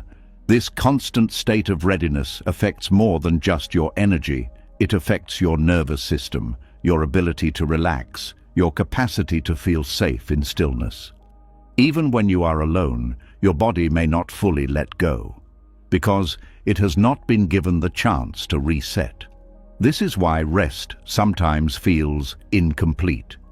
You may lie down, you may sleep, you may take time away from others, but something inside remains active, a subtle alertness, a readiness that does not switch off, because the body is still holding on to what has not been released. Buddhist presence offers a different way of relating to this. It invites you to return to the body, not as something to ignore, but as something to listen to notice sensations without trying to change them, to feel what is there without immediately reacting. This kind of awareness creates space. Space where the body can begin to unwind, not through force, but through attention. When you bring awareness to your body, you begin to see patterns that were previously hidden. You notice where tension gathers, where discomfort lingers, where fatigue feels deeper than it should. And instead of pushing past these sensations, you stay with them. You allow them. You give them attention without judgment. This is not about fixing the body. It is about reconnecting with it. Because for a long time, you have been living more in your responses than in your sensations. More in what others need than in what your body is telling you. And that disconnection has created imbalance. Reconnection begins with small moments. Pausing during the day to notice how you feel physically, feeling your breath, noticing the weight of your body, observing areas of tension without immediately trying to release them. These moments may seem simple, but they are powerful, because they shift your attention inward. They bring you back to a place that has been neglected. Over time, this awareness deepens. You begin to recognize the early signs of exhaustion, the subtle cues that appear before fatigue becomes overwhelming. And when you notice them, you have a choice: to continue as you always have, or to respond differently, to rest, to step back, to say no when needed. This is where the body becomes a guide, not something to push through, but something to listen to, because it reflects your true state more accurately than your thoughts. Your mind may tell you that you should keep going, that you can handle more, that it is not a big deal. But your body tells a different story. It shows you when you have reached your limit, and ignoring that limit comes with a cost that accumulates over time. But when you begin to honor that limit, something shifts. Your energy stabilizes, your tension decreases, your sense of presence returns, because you are no longer working against yourself. You are working with your own natural rhythm. There is also a quiet relief in recognizing that your exhaustion is valid, that it is not a sign of weakness, that it is not something to be dismissed or minimized. It is the body's response to prolonged imbalance. And acknowledging that response is the first step toward change. This acknowledgement does not require you to fix everything at once. It simply asks you to notice, to be aware of what you have been carrying, to see the connection between your actions and your physical state, and from that awareness, small changes begin to emerge. You take breaks without guilt. You allow yourself to rest without justification. You begin to respect your own energy in a way that feels new, and this respect creates a different relationship with your body, one that is based on listening instead of overriding, on responding instead of pushing, on presence instead of avoidance. Over time, this relationship strengthens. Your body begins to trust that it will be heard, that its signals will not be ignored. And that trust allows it to relax, to release tension more easily, to return to a state of balance.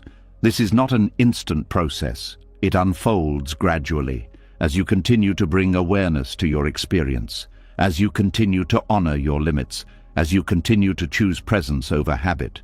And in that process, something deeper begins to heal. Not just the exhaustion, but the pattern that created it. The habit of saying yes beyond your capacity, the tendency to ignore your own needs, the disconnect between your actions and your inner state.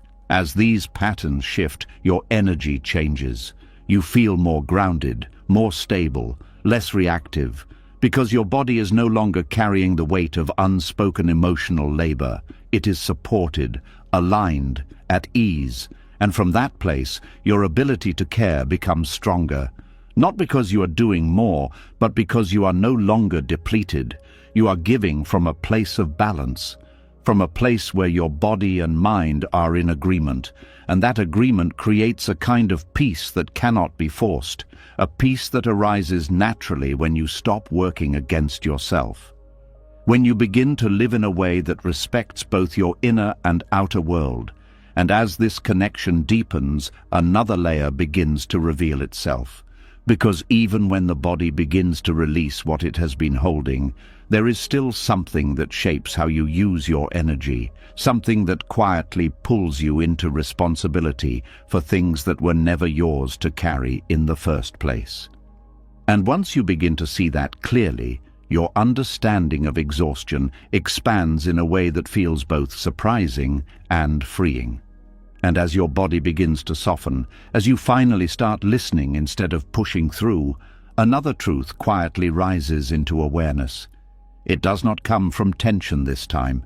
It comes from a question that feels almost too honest to ask.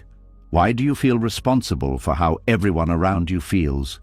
There is a quiet heaviness in that question, not because the answer is complicated, but because it has been guiding your life for so long without being named. There is a kind of exhaustion that does not come from what you do, but from what you believe you must manage. It is not about physical effort. It is about emotional responsibility that slowly expands until it includes everyone around you. And somewhere along the way, without fully realizing it, you begin to carry something that was never yours. The responsibility for other people's peace. There is a subtle shift that happens in relationships when you start paying close attention to how others feel. At first, it is awareness. You notice changes in tone, energy, expressions. You become sensitive to tension, to discomfort, to emotional imbalance. This sensitivity feels like connection. It allows you to respond, to adjust, to support. But slowly, that awareness turns into responsibility. You begin to feel that it is your role to keep things stable, to make sure no one feels too upset, to smooth out disagreements before they grow, to offer reassurance before someone even asks for it. And without noticing it, you begin to take on a role that is far heavier than it appears. You become the stabilizer, the one who absorbs tension, the one who brings calm, the one who ensures that everything remains emotionally balanced. At first, this role feels meaningful. It gives you purpose. It gives you a sense of control. It makes you feel like you are contributing to harmony. But over time, the cost becomes clear, because harmony that depends on your constant effort is not stable. It requires you to be always alert, always aware, always ready to step in, and that constant readiness drains something inside you. You begin to notice that your own joy becomes secondary. You're so focused on maintaining peace around you that you forget to experience peace within you. Your attention moves outward, toward others, toward their needs, towards their emotions. And slowly, your connection to your own experience begins to fade.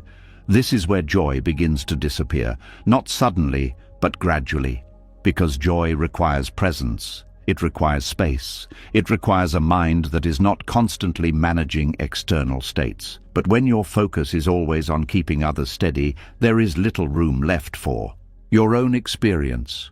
You may still smile, you may still engage, but something feels different. Lighter moments do not feel as full. Calm moments do not feel as deep, because part of your awareness is always elsewhere, checking, monitoring, ensuring.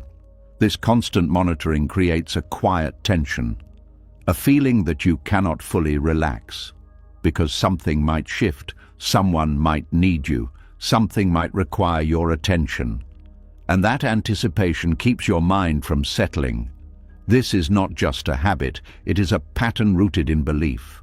A belief that peace must be maintained, that discomfort must be avoided, that emotional instability is something to fix, and that you are the one who must fix it. But this belief carries a hidden burden because it places you in a position that is not sustainable. You are trying to manage something that is inherently uncontrollable.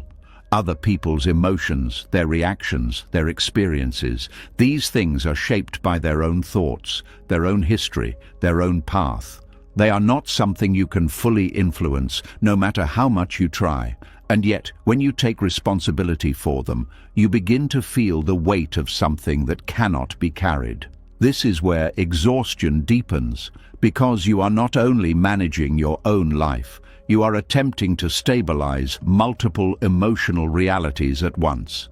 And that effort is endless.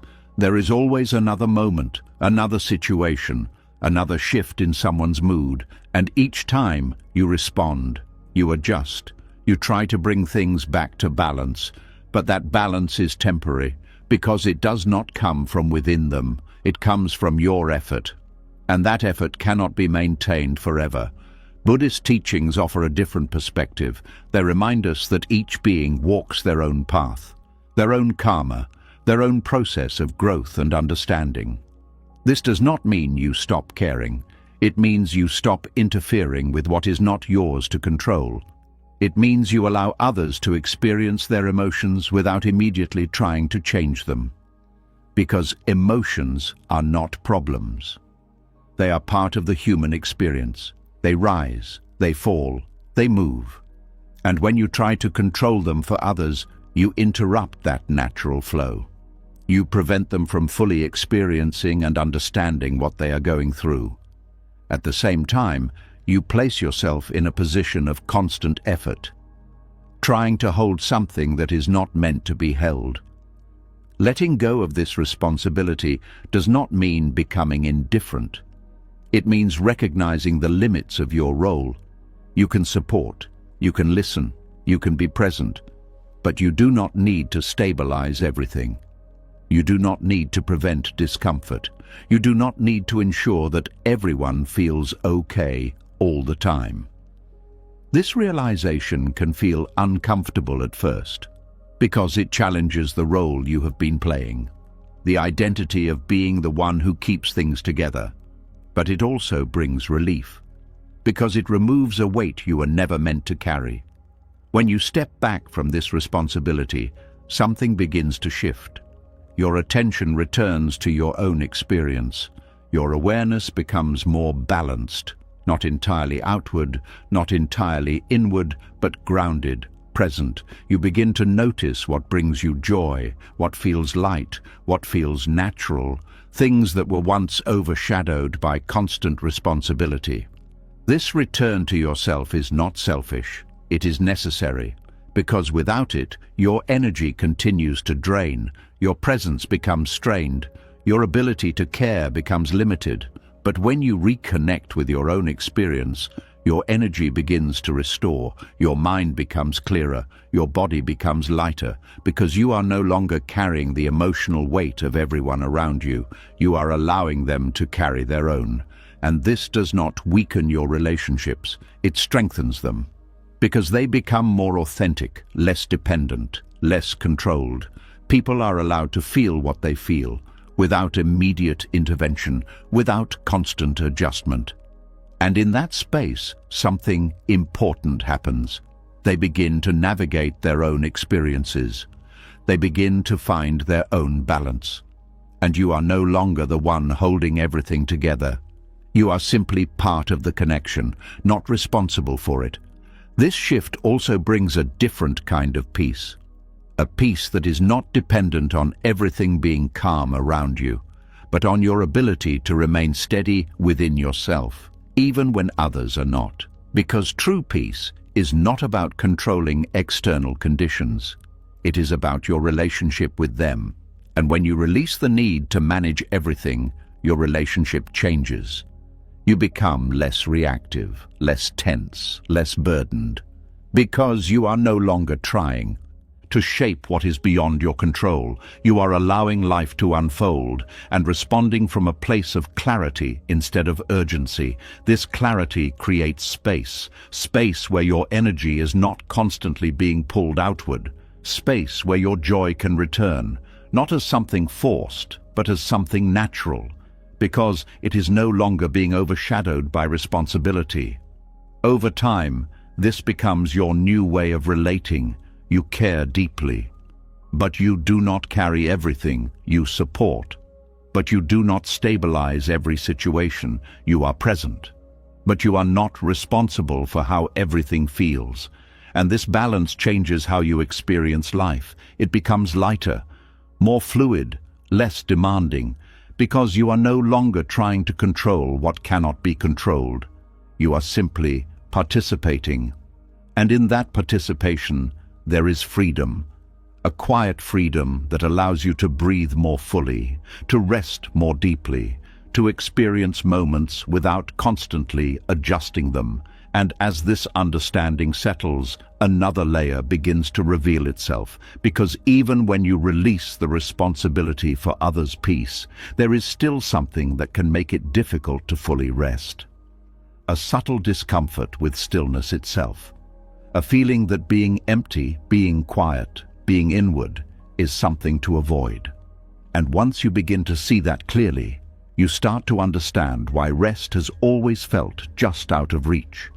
And as that weight begins to fall away, as you slowly release the need to hold everyone else together, something unexpected appears in its place. It is not noise, it is not pressure, it is something quieter than that. It is space. At first, it does not feel comforting.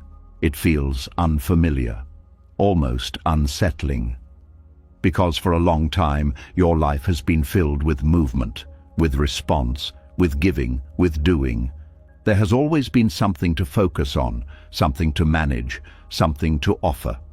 And now, without all that constant outward motion, you are left with something you have not spent much time with, your own stillness.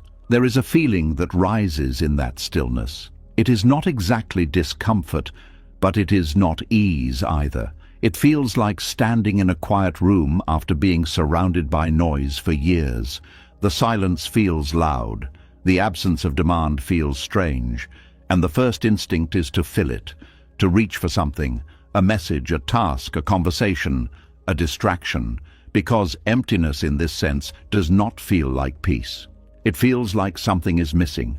This is where a deeper pattern begins to reveal itself. For a long time, your sense of meaning has been tied to activity, to giving, to responding, to being engaged with others. That constant output has shaped how you experience yourself. It has become your rhythm, your normal. So when that rhythm slows, when the external demands decrease, the absence feels unfamiliar, not because something is wrong, but because you are not used to it. There is a quiet fear that lives in that unfamiliar space, a fear that if you stop doing, you might lose something. Your sense of purpose, your sense of connection, your sense of identity. So you keep moving. You keep filling your time. You keep finding ways to stay engaged, even when you are tired, even when you do not need to, because stillness feels uncertain. This is the spiritual cost of never letting yourself be empty. It is not just about physical exhaustion. It is about losing the ability to be with yourself without needing something to happen, without needing to produce, to respond, to give. And that loss creates a subtle imbalance, because the mind needs both movement and stillness, both expression and quiet. Without stillness, there is no space to reset, no space to process, no space to simply exist without expectation.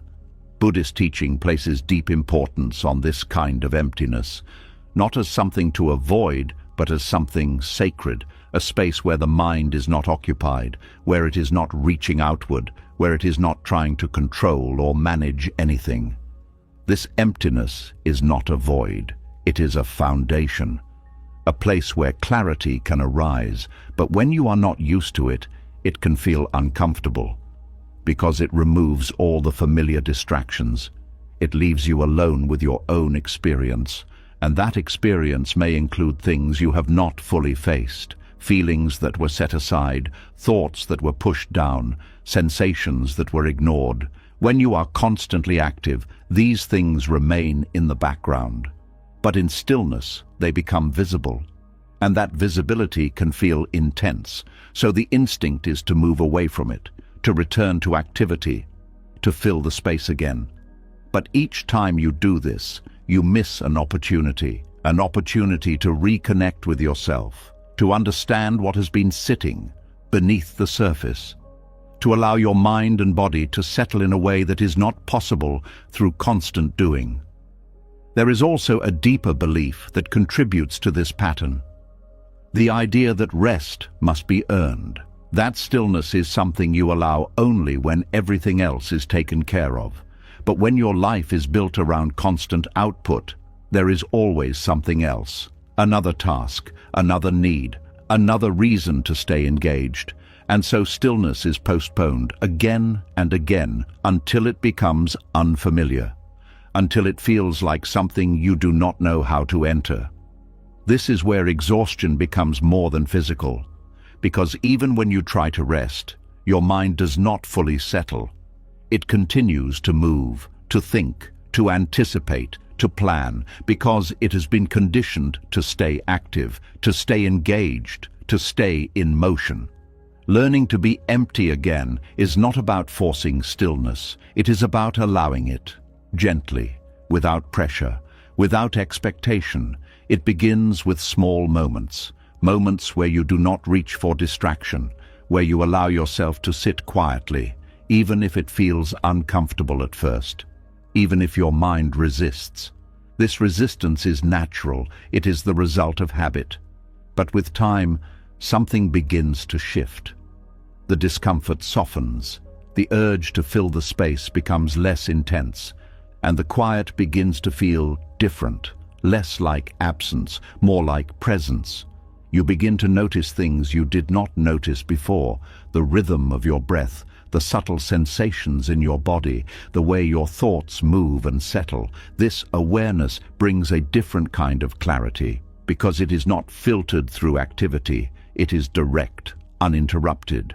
And in that clarity, something important happens. You begin to reconnect with yourself, not the version of you that is always giving or responding, but the version that simply exists, without needing to prove anything, without needing to maintain any role. This reconnection is subtle but powerful, because it restores something that has been missing. A sense of being grounded in your own experience, instead of constantly reaching outward. Over time, this stillness becomes more familiar, less uncomfortable, more natural. You begin to see it not as something to avoid, but as something to return to, a place where your energy can restore, where your mind can settle, where your body can relax without being pulled in different directions. There is also a quiet joy that begins to emerge, not the kind that comes from excitement or activity, but a deeper kind, a calm, steady sense of ease, a feeling that you are enough, even when you are doing nothing. This is the sacredness of inward quiet. It is not about withdrawal from life.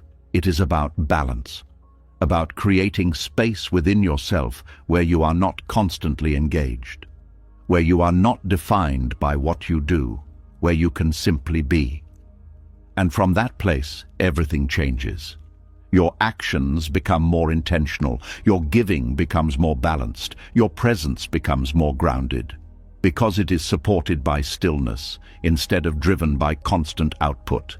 This shift also changes how you relate to time. You no longer feel the need to fill every moment, to stay busy, to stay productive. You begin to allow pauses, gaps, moments where nothing is happening, and instead of feeling uncomfortable, these moments begin to feel necessary, restorative. They become part of your rhythm, not something you escape from, but something you return to.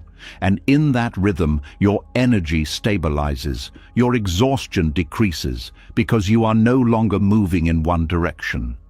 You are allowing the natural flow between activity and rest, between giving and receiving, between outward engagement and inward quiet.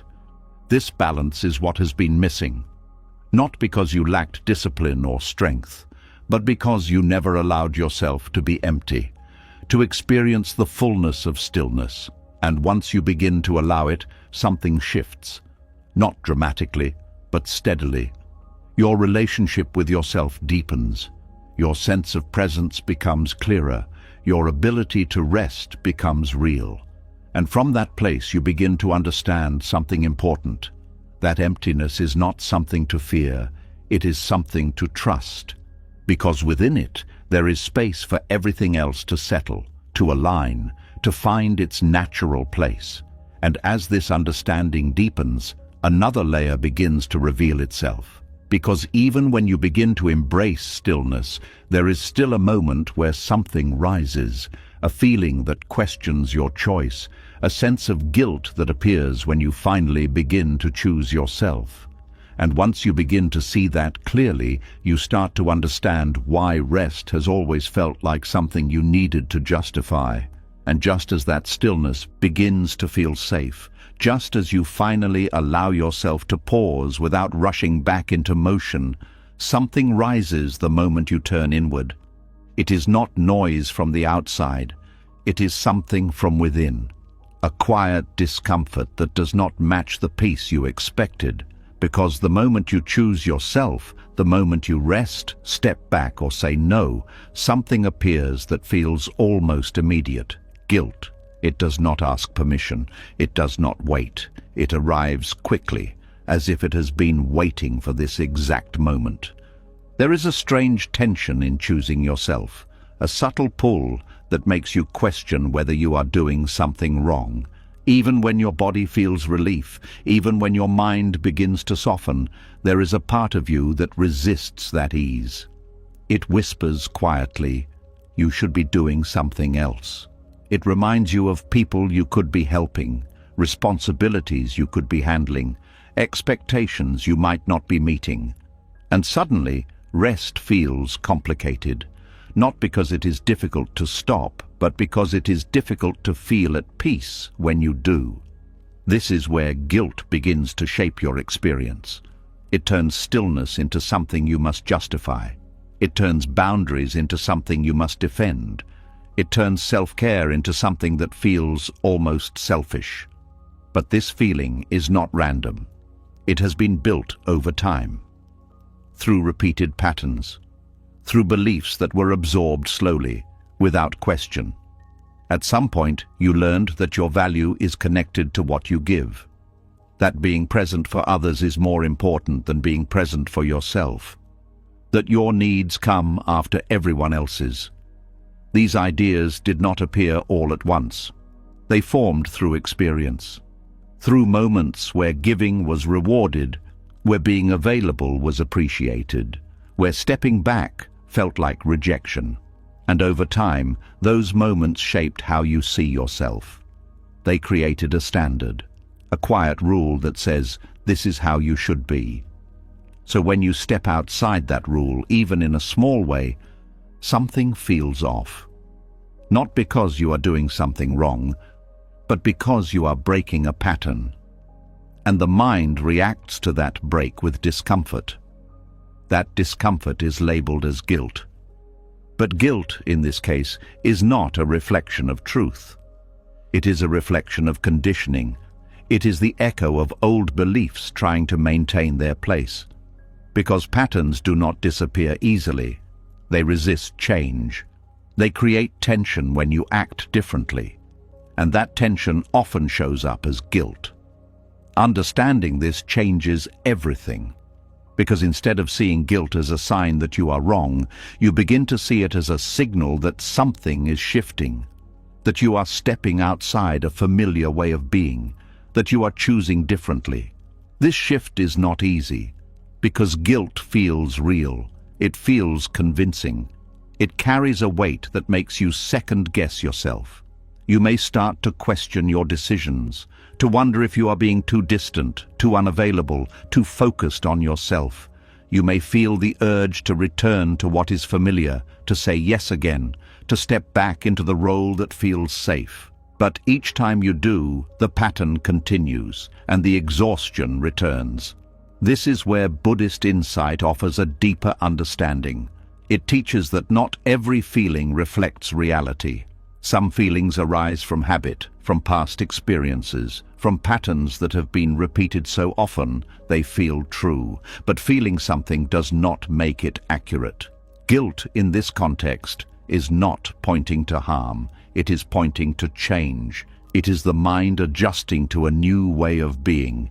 And when you see it this way, your relationship with guilt begins to shift. You no longer react to it immediately. You observe it. You notice when it appears. You feel its presence without letting it dictate your actions. This creates space between the feeling and your response. And in that space, something important happens. You regain choice. You are no longer controlled by the discomfort. You can act based on what is actually needed, not on what feels familiar. This does not mean guilt disappears instantly. It may still arise, especially in the beginning, because the patterns that created it have been reinforced for a long time. But over time, its intensity decreases. Its hold weakens, because you are no longer feeding it through automatic responses. There is also a deeper layer to this experience, a sense of responsibility that extends beyond action. A belief that you are responsible for how others feel when you choose yourself. If someone is disappointed, you feel at fault. If someone reacts negatively, you feel like you caused it. And this belief strengthens the guilt, because it connects your actions directly to others' emotions. But this connection is not as direct as it seems. People respond based on their own expectations, their own needs, their own patterns. Their reactions are shaped by their experience, not just your actions. Understanding this allows you to step back from that sense of responsibility, to recognize that you are not in control of how others feel. You can act with care, with awareness, with respect, but you cannot prevent every emotional response. And trying to do so leads to exhaustion. Letting go of this responsibility does not make you careless. It makes you clear. Clear about what you can control and what you cannot. Clear about where your role ends and another person's begins. This clarity reduces the weight of guilt, because you are no longer carrying what is not yours. You begin to see that choosing yourself does not harm others. It simply changes the dynamic. It introduces a new balance, one where your needs are included, one where your energy is considered, one where your presence is not based on sacrifice alone. This balance is necessary because without it, your giving becomes unsustainable, your energy becomes depleted, your presence becomes strained, and eventually you reach a point where you cannot continue in the same way. Choosing yourself before that point is not selfish, it is wise. It is a way of preserving your ability to care without losing yourself. There is also a quiet strength that develops when you move through guilt without reacting to it. Each time you allow it to be there without changing your decision, you reinforce a new pattern. A pattern where your actions are guided by awareness, not by discomfort. And over time, this becomes more natural. You begin to trust your decisions, to feel more grounded in your choices, to act without constantly second-guessing yourself. This trust is important because it allows you to move through life with more ease, less internal conflict, less tension, more clarity. And from that clarity, your relationships also change. They become more honest, more balanced, because you are no longer acting from obligation alone. You are acting from choice. And that choice carries a different energy, one that is not burdened by guilt, but supported by understanding. As this understanding deepens, you begin to notice something. The moments where you once felt guilty start to feel different, lighter, less intense, because the meaning attached to them has changed. You no longer see them as mistakes. You see them as necessary steps toward balance, and in that shift, something important happens. Rest becomes easier, boundaries become clearer, your sense of self becomes stronger, because it is no longer shaped by the need to avoid guilt, but by the ability to move through it. And as this ability grows, another layer begins to reveal itself, because even when guilt starts to fade, there is still a belief that can quietly influence how you give. A belief about what love is supposed to look like. A belief that has shaped how much you are willing to sacrifice. And once you begin to see that clearly, you start to understand why giving has always felt like something that must come at a cost. And as that guilt begins to loosen, as you slowly stop questioning every moment you choose yourself, something deeper starts to come into focus. It is not just about how you act or how you feel when you rest. It is about what you have been taught to believe about love itself. Because beneath the guilt, beneath the patterns, beneath the exhaustion, there is a quiet idea that has been shaping everything. A belief that love must be proven, and not just proven, but proven through effort, through sacrifice, through how much you are willing to give, even when it costs you something. There is a feeling many people carry without ever naming it. A sense that if something does not require effort, if it does not stretch you, if it does not leave you a little tired, then maybe it is not real. That ease cannot be trusted. That comfort is not enough. So you push, you give more. You show up even when you are already drained, because somewhere inside there is a belief that this is what love looks like. That love must cost something. That love must take something from you. That love must feel like you are giving beyond what is easy. At first, this belief feels meaningful. It gives depth to your actions. It makes your effort feel valuable. It creates a sense that what you are doing matters. But over time, something begins to shift. The same effort that once felt meaningful begins to feel heavy. The same sacrifices that once felt right begin to feel draining. And yet, the pattern continues, because the belief has not been questioned.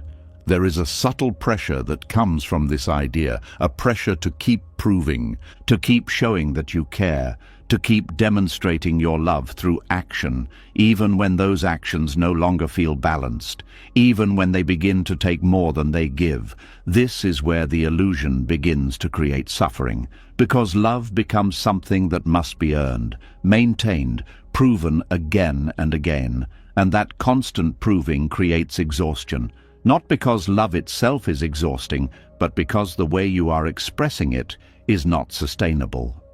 There is also a quiet comparison that happens within this pattern. You begin to measure your love by how much you are willing to endure, how much you are willing to give up, how much you are willing to sacrifice. And the more you give, the more you feel like you are doing it right. But this measurement is flawed because it is based on quantity, not quality, on effort, not alignment, on how much you can give, not how true your giving feels.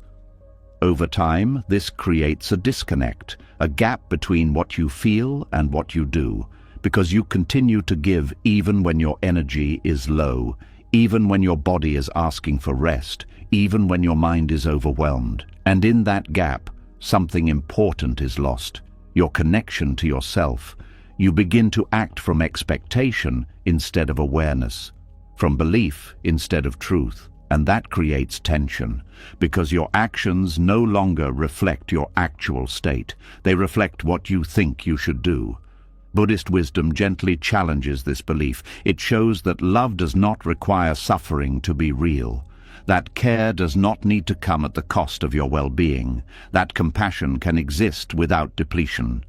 True compassion is balanced. It includes both the giver and the receiver. It does not elevate one at the expense of the other. It does not ask you to lose yourself in order to care for someone else. Instead, it flows from a place of wholeness, a place where your energy is steady, where your presence is grounded, where your actions are aligned with your capacity. This kind of love feels different. It does not feel urgent. It does not feel forced. It does not require you to push past your limits. It moves naturally, without strain, without the need to prove anything. But when you are used to the old pattern, this new way can feel unfamiliar, even uncomfortable, because it does not match what you have learned. It does not feel intense in the same way. It does not carry the same weight, and that can create doubt. You may wonder if it is enough, if it is real, if it holds the same value. But that doubt is part of the transition. It is the mind adjusting to a different understanding, a different relationship with love, one that is not built on exhaustion. There is also a deeper realization that begins to unfold, that the belief linking love to suffering may not have come from nowhere. It may have been shaped by experiences, moments where love was inconsistent, where care was conditional, where effort was required to receive attention or approval. And those moments left an imprint, a sense that love must be maintained through action, that it must be proven through giving, that it must be earned. But these patterns are not permanent. They can be seen, understood, released. And when you begin to see them clearly, something shifts. You start to question the need to prove, to push, to sacrifice beyond what feels right. You begin to explore a different way of relating, one where love is not something you demonstrate through exhaustion, but something you express through presence, through attention, through care that is balanced and sustainable. This shift changes how you give. You no longer feel the need to overextend, to go beyond your limits to show that you care. Instead, you give within your capacity, within what feels true, and that giving feels different. It feels lighter, more genuine, more aligned with your energy, because it is not driven by pressure, it is guided by awareness. There is also a quiet freedom in letting go of the idea that more effort equals more love. because it removes the constant need to measure, to compare, to evaluate whether you are doing enough. You simply respond to what is needed without turning it into a test of your commitment. And that response becomes more natural, more fluid, less forced. This does not mean you stop caring deeply. It means your care is no longer tied to how much you can endure. It is tied to how present you are, how aware you are, how aligned your actions are with your inner state. And this alignment creates a different kind of connection, one that is not built on sacrifice alone, but on mutual respect, on understanding, on the recognition that both people matter, including you. Over time, this changes how you experience love. It becomes less about effort and more about presence, less about proving and more about being, less about giving everything and more about giving what is true. And in that shift, exhaustion begins to fade, because you are no longer pushing yourself beyond your limits. You are moving within them. There is also a deeper sense of peace that begins to emerge, a feeling that you do not need to constantly show that you care, that your presence is enough, that your love is not something that must be demonstrated through struggle. This peace is quiet but powerful, because it removes the pressure that has been driving your actions. It allows you to rest without questioning your value, to step back without feeling like you are losing something, to exist without needing to prove anything. And as this understanding settles, your relationship with giving changes. It becomes more intentional, more balanced, more sustainable, because it is no longer shaped by the need to prove love through exhaustion.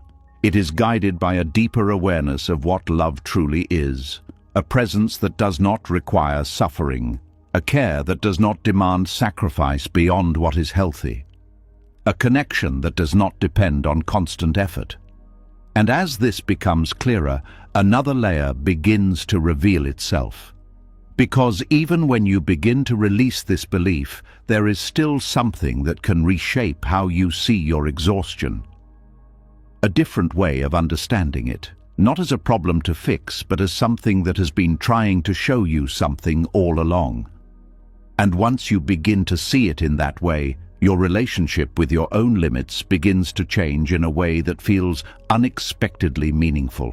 And as that pressure begins to dissolve, as you slowly stop measuring your love through how much you can endure, something else begins to come into view. It is not another rule, not another pattern to fix, but a different way of seeing everything you have been feeling. Because what if this exhaustion was never just a problem? What if it was trying to show you something all along?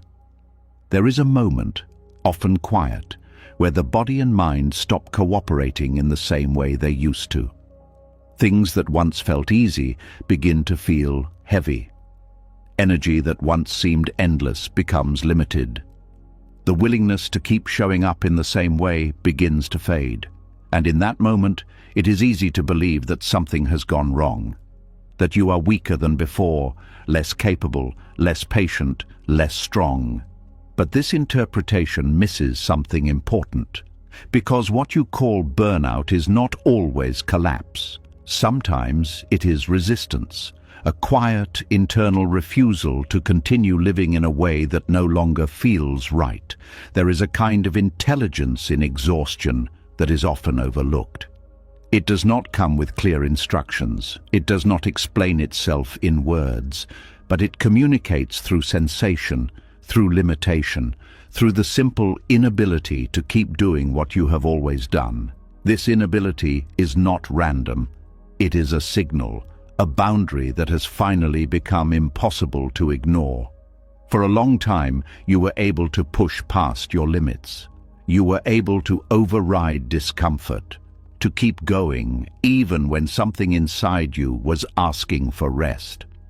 That ability may have felt like strength, but over time, that strength began to work against you, because it allowed imbalance to continue.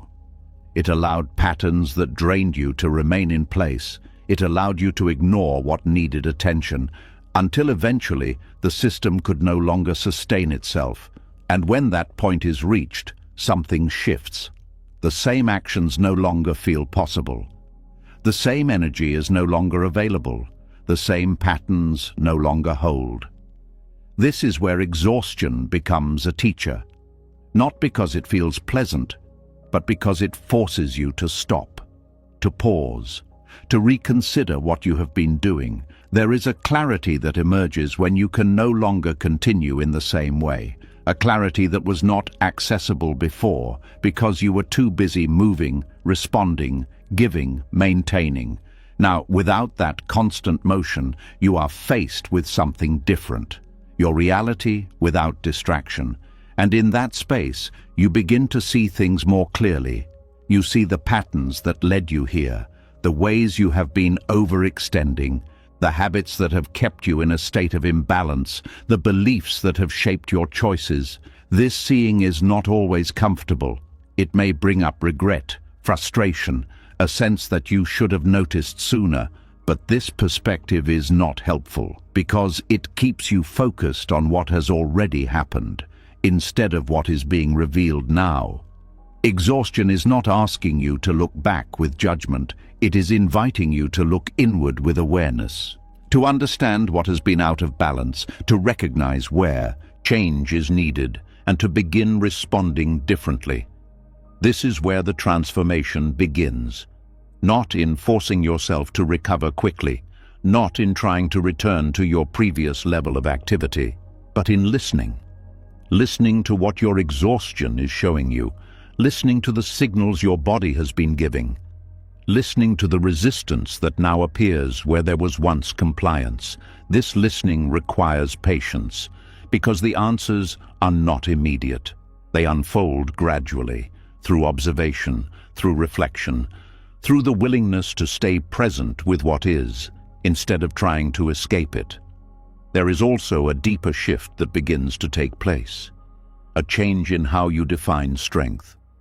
Before, strength may have meant endurance, the ability to keep going no matter what, to handle everything without breaking, to carry more than what felt comfortable. But now, that definition begins to change. Strength becomes something else, the ability to stop, to recognize when something is not sustainable, to choose rest instead of pushing through, to honor your limits instead of ignoring them. This kind of strength is quieter, less visible, but more aligned with your well-being. It does not seek to prove anything. It seeks to preserve balance. And this balance is what allows true resilience to develop. Not the resilience that comes from constant effort, but the resilience that comes from understanding your capacity, from knowing when to engage and when to step back, from responding to your needs instead of overriding them. There is also a release that comes with this shift, a release from the pressure to be the same as before, to function in the same way, to meet the same expectations, because you begin to see that those expectations may not have been aligned with your true capacity. They may have been based on patterns that were not sustainable, and letting go of them is not failure. It is adjustment. It is growth. It is the natural process of moving toward a more balanced way of living. This process may feel slow, at times uncertain, because you are no longer following familiar patterns. You are creating something new, a new way of relating to your energy, your time, your presence. And that creation takes time. But within it, there is something valuable, a deeper understanding of yourself, a clearer sense of what matters, a more grounded connection to your own experience. This understanding allows you to move forward differently, not by returning to the same habits, but by integrating what you have learned. You begin to set boundaries earlier, to notice when your energy starts to shift, to respond before exhaustion becomes overwhelming. You begin to give in a way that feels sustainable, to rest without waiting for collapse, to maintain balance instead of correcting imbalance after it has already grown. This is the lesson that exhaustion brings, not as punishment, but as guidance, a way of showing you what cannot continue and pointing you toward what needs to change. There is also a quiet compassion that begins to develop for yourself, for what you have been carrying, for the patterns you have been living within. This compassion is not based on judgment. It is based on understanding, on recognizing that you were doing what you thought was right, what felt necessary, what aligned with your beliefs at the time. And now, with new awareness, you can choose differently, without blame, without shame, just with clarity. This clarity changes how you relate to your exhaustion. It is no longer something to fight against, something to fix as quickly as possible. It becomes something to learn from, something to move through with awareness, and in that shift, the experience itself changes. It becomes less overwhelming, less confusing, because it has meaning, because it is guiding you toward something. A more balanced way of living, a more sustainable way of giving, a more aligned way of being. And as you continue to move through this process, something begins to stabilize. Your energy, your mind, your sense of self. Because you are no longer pushing against your limits, you are working with them. You are allowing your experience to inform your choices, instead of forcing your choices to override your experience. This alignment creates a different kind of peace, not one that comes from external conditions, but one that arises from internal balance, from knowing that you are living in a way that supports your well-being, that respects your capacity, that allows you to care without losing yourself, and from that place, your relationship with exhaustion changes. It is no longer something to fear, it becomes something you understand. Something that signals when adjustment is needed, something that keeps you connected to your own limits. And as this understanding deepens, another layer begins to reveal itself. Because even when you begin to learn from exhaustion, there is still something that can arise alongside it.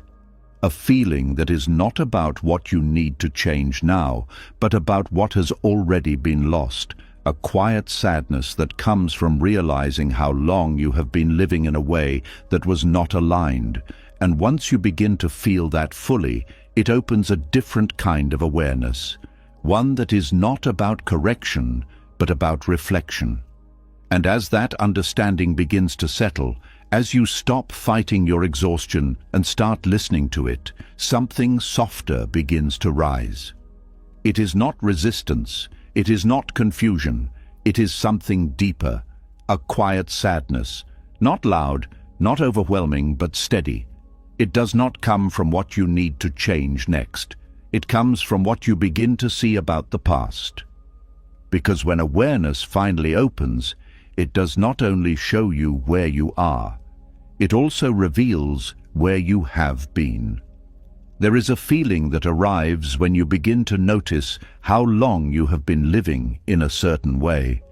How many moments you moved through without checking in with yourself.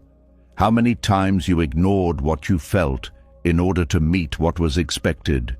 And that realization carries weight. It is not the kind of sadness that comes from a single event. It is the kind that comes from seeing a pattern stretch across time. A pattern that shaped your choices, your relationships, your sense of self.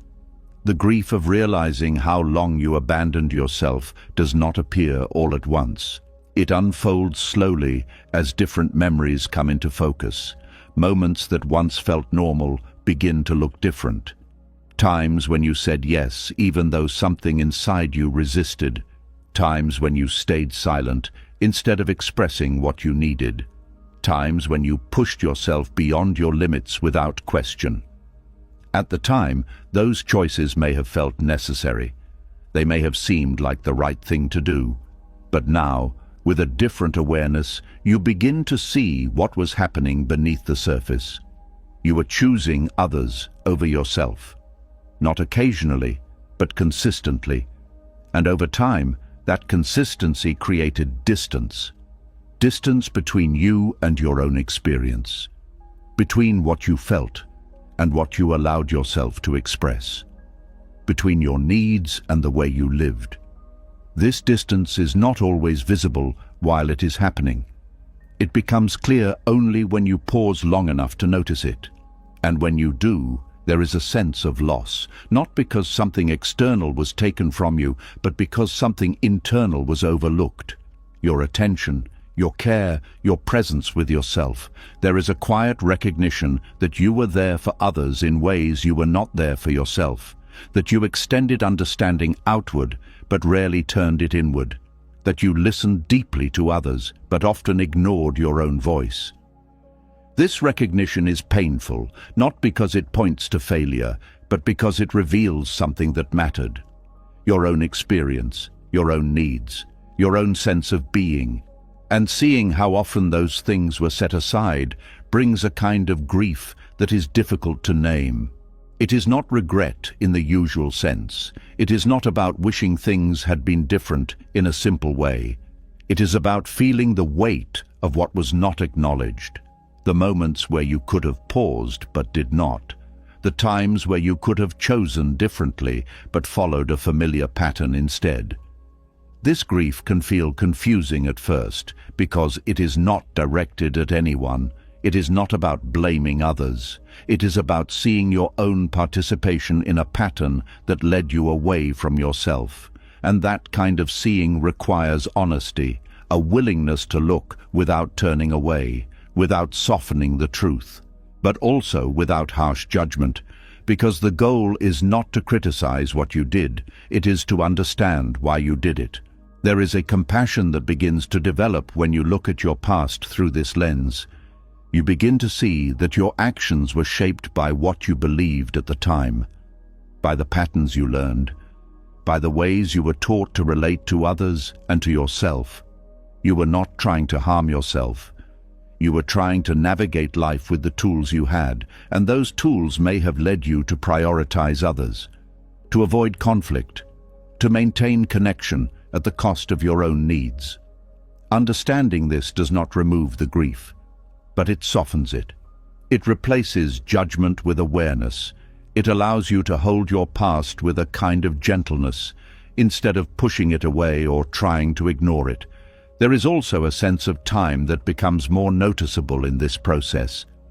You may begin to think about how long these patterns were in place, how many years you moved in a certain way, how much of your life was shaped by choices that did not fully include you. And that awareness can feel heavy because it brings attention to something that cannot be changed. The past remains as it is. But this is where another understanding begins to emerge. The past is not where your power lies. Your awareness of it is, because seeing clearly what has happened changes how you move forward. It allows you to break patterns that once felt automatic. It gives you the ability to choose differently, to respond with awareness instead of habit. And that is where the significance of this grief begins to shift. It is no longer just about what was lost. It becomes about what is now possible. There is a quiet turning point in this process, a moment where the focus begins to move, from looking back to being present, from feeling the weight of what was to recognizing what is available now. Because even though time has passed, your ability to relate to yourself differently is here, in this moment, in your current awareness. This does not erase the past, but it changes your relationship to it. It allows you to integrate what you have seen, to let it inform your choices without keeping you stuck in regret.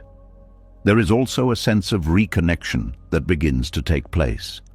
As you bring attention back to yourself, you start to notice things you may have overlooked, your preferences, your limits, your feelings, your needs. They begin to come into focus.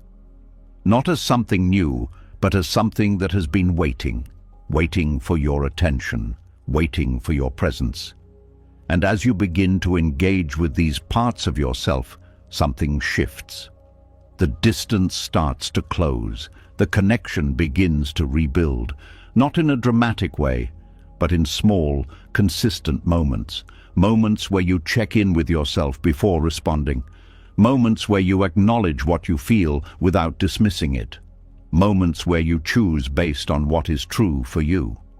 These moments may seem simple, but they carry significance because they represent a different way of being, one that includes you, one that does not require you to step aside in order to maintain connection, one that allows you to exist fully within your own life. There is also a quiet sense of forgiveness that begins to emerge, not as a forced act, but as a natural response to understanding. You begin to see that holding on to blame, even toward yourself, does not serve you. It keeps you tied to the past. It prevents you from moving forward with clarity. But when you understand the patterns that shaped your actions, forgiveness becomes possible, not as something you have to do, but as something that arises, because you see that you were doing what you could with what you knew. And now, with greater awareness, you can do something different. This shift does not remove the sadness completely, but it transforms it. It becomes less about loss and more about recognition. Recognition of what matters. Recognition of what needs to change. Recognition of the value of your own presence in your life. And from that recognition, something new begins to grow, a sense of responsibility toward yourself. Not in a heavy way, but in a caring way.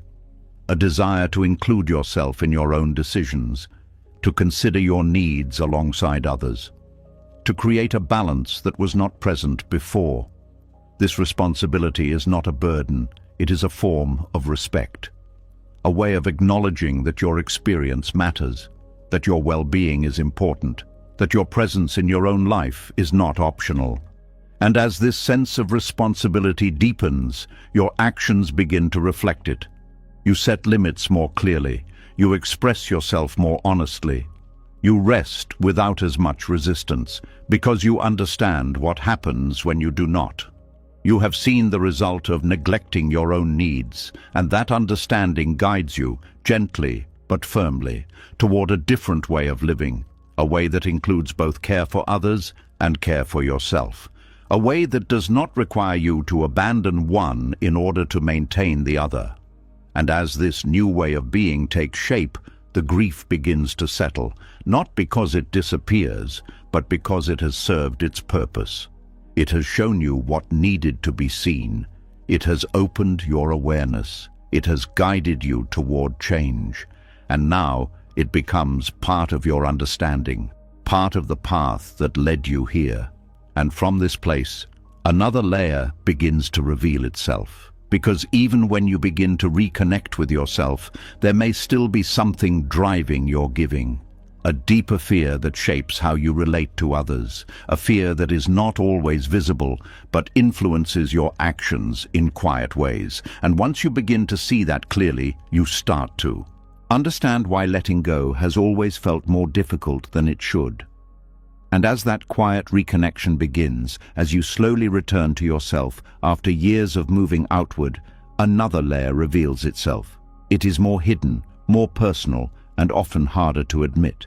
Because sometimes the giving was not only about kindness, it was about staying close, staying seen, staying in someone's life. There is a feeling that sits deep in the background for many people. It does not speak loudly, but it shapes decisions in ways that feel automatic. It is the subtle fear of being left behind, not always abandoned in a dramatic sense, but quietly replaced, forgotten, or no longer needed in the same way. This fear does not appear suddenly. It forms over time, through moments where connection felt uncertain, through experiences where presence was not guaranteed, through situations where closeness depended on something being offered, something being done, something being maintained. And from those moments, a pattern begins to take shape. A belief that connection must be secured, that closeness is not stable on its own, that it must be protected, reinforced, maintained through action. So you give, not just from care, but from a deeper need, a need to remain important, to remain present, to remain someone that cannot be easily forgotten. At first this feels like effort. Then it becomes instinct. You begin to anticipate what others need before they ask. You offer more than what is expected. You make sure you are always available, always supportive, always reliable, because somewhere inside there is a quiet hope. If I do enough, I will not be left behind. If I give enough, I will remain close. If I become essential, I will not be forgotten. This hope does not feel like fear at first. It feels like care. It feels like commitment. But over time, something begins to shift, because the giving is no longer free. It carries a quiet urgency, a need to maintain something that feels fragile. And that urgency creates pressure. You begin to feel responsible for the continuity of the relationship, as if your effort is what keeps it alive. And that responsibility becomes heavy, because relationships are not meant to be held together by one person's giving. They are meant to exist through mutual presence, mutual care, mutual connection. But when fear is involved, balance is lost. You begin to invest more than what is natural, more than what is sustainable, because the goal is not just to connect, it is to secure. And securing something that cannot be controlled creates tension, because no matter how much you give, you cannot fully control how someone else feels. Their attention may shift, their priorities may change, their life may move in a different direction. And when that happens, the fear that has been quietly guiding your actions begins to surface. A sense of instability, a feeling that something is slipping. And the instinct is to give more, to try harder, to hold on. But this effort often leads to more exhaustion, because you are trying to stabilize something that is not meant to be controlled in that way. This is where overgiving becomes a response to fear, not always conscious, but deeply felt, a way of managing uncertainty, a way of reducing the risk of being left behind. But this strategy has a cost, because it requires you to stay in a constant state of effort, to keep proving your place, to keep reinforcing your value, and that constant proving drains your energy. It also creates a subtle imbalance in relationships, because when you give from fear, the dynamic changes. You may begin to tolerate more than what feels right, to accept behaviors that do not align with your needs, to stay present even when something feels off, all in an attempt to maintain closeness. But closeness built on fear is not stable. It requires constant maintenance, constant reassurance, constant effort, and that effort eventually leads to exhaustion. Buddhist understanding brings a different perspective to this pattern. It points to the nature of attachment, the tendency to hold on to people, to roles, to connections, as if they define your sense of security.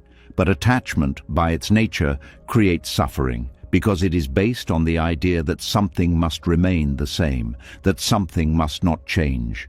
And life does not operate in that way. Everything moves, everything shifts, everything evolves, and trying to hold something still creates tension. The fear of being left behind is deeply connected to this attachment. It is the fear of losing connection, of losing significance, of losing a sense of belonging. But belonging is not something that can be secured through effort alone. It is something that exists when there is alignment, when there is mutual presence, when there is space for both people to be as they are. Overgiving in response to fear often removes that space. It creates a dynamic where one person is constantly adjusting, constantly offering, constantly trying to maintain the connection. And that dynamic can feel heavy, not just for you, but for the relationship itself, because it is not balanced, it is not grounded, it is driven by something beneath the surface. Letting go of this pattern does not mean you stop caring. It means you begin to see where your giving is coming from, to notice when it is driven by fear instead of choice, to recognize the moments when you are trying to secure something instead of simply being present. This awareness creates a different kind of freedom, because it allows you to step back from the urgency, to pause before responding, to ask yourself what is actually needed. Not from the perspective of fear, but from the perspective of clarity. There is also a deeper understanding that begins to emerge, that your value is not dependent on how much you give, that your place in someone's life is not something you have to constantly prove. That connection, when it is real, does not require you to exhaust yourself to maintain it. This understanding can feel unfamiliar, because it challenges a pattern that has been in place for a long time. But it also brings relief, because it removes the constant pressure to perform, to give, to secure.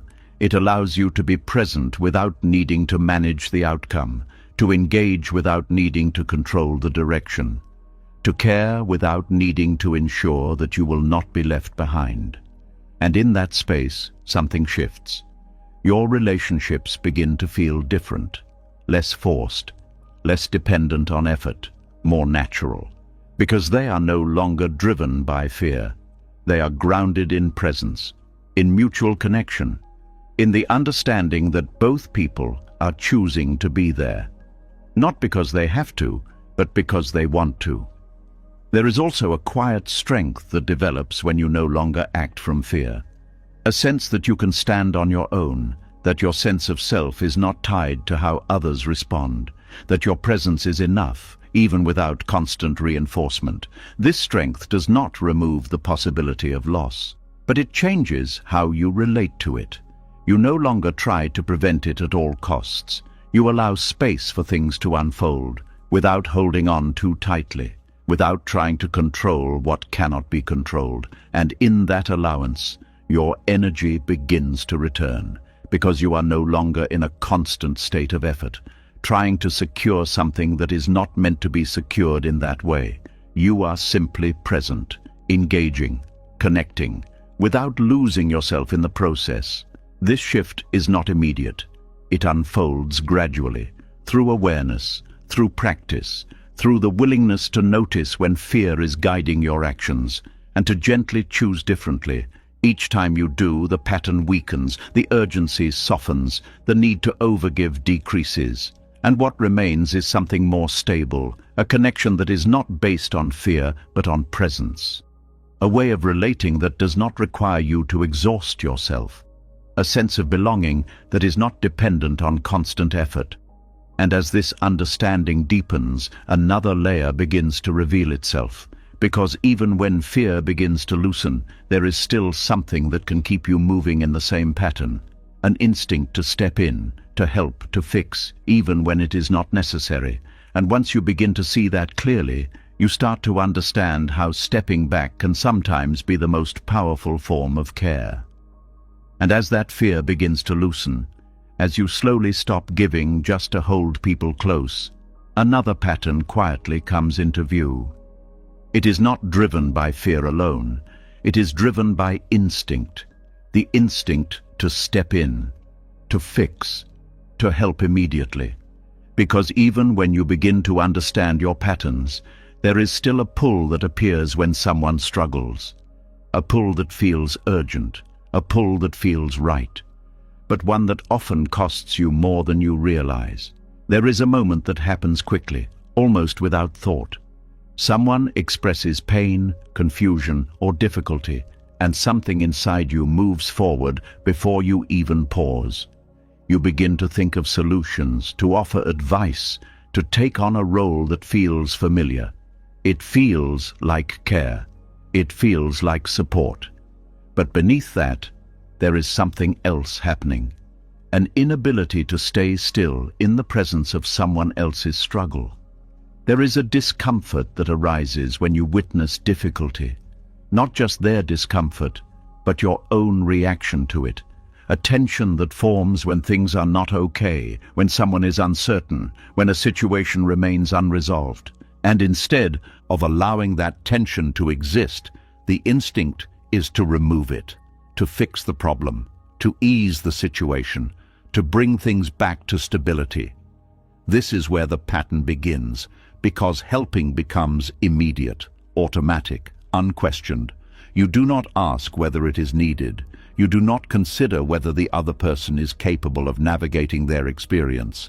You simply respond, and over time, this response becomes your way of relating. But something important is lost in this process. The space for others to face their own path. The space for growth that comes from difficulty. The space where understanding develops through experience. When you step in too quickly, you interrupt that process. Not because you intend to, but because your presence changes the dynamic. The struggle becomes shared, the responsibility shifts, the lesson becomes diluted. And while the immediate discomfort may decrease, something deeper is left unresolved. This is where Buddhist teaching offers a different perspective. It invites you to see struggle not as something to eliminate, but as something to understand. Because struggle is not always a problem. It is often a process. A necessary part of learning, of growth, of becoming aware. Each person carries their own path, their own experiences, their own patterns, their own lessons. And those lessons cannot be learned through someone else's intervention alone. They must be experienced, felt, moved through. This does not mean you withdraw completely. It does not mean you stop caring. It means you change how you respond. Instead of rushing in, you pause, you observe, you allow the moment to exist without immediately trying to change it. This pause is powerful because it creates space where you can see clearly what is actually needed. Not what feels urgent, but what is true. Sometimes what is needed is your presence, not your solution. Your ability to listen without directing. To be there without taking control. This kind of presence feels different. It is quieter, less active, but often more supportive, because it allows the other person to remain connected to their own experience, to find their own understanding, to move through their process without being redirected. There is also a shift that happens within you when you practice this. You begin to notice the urge to step in, the impulse to fix, the discomfort that arises when things are unresolved. And instead of acting on it immediately, you stay with it.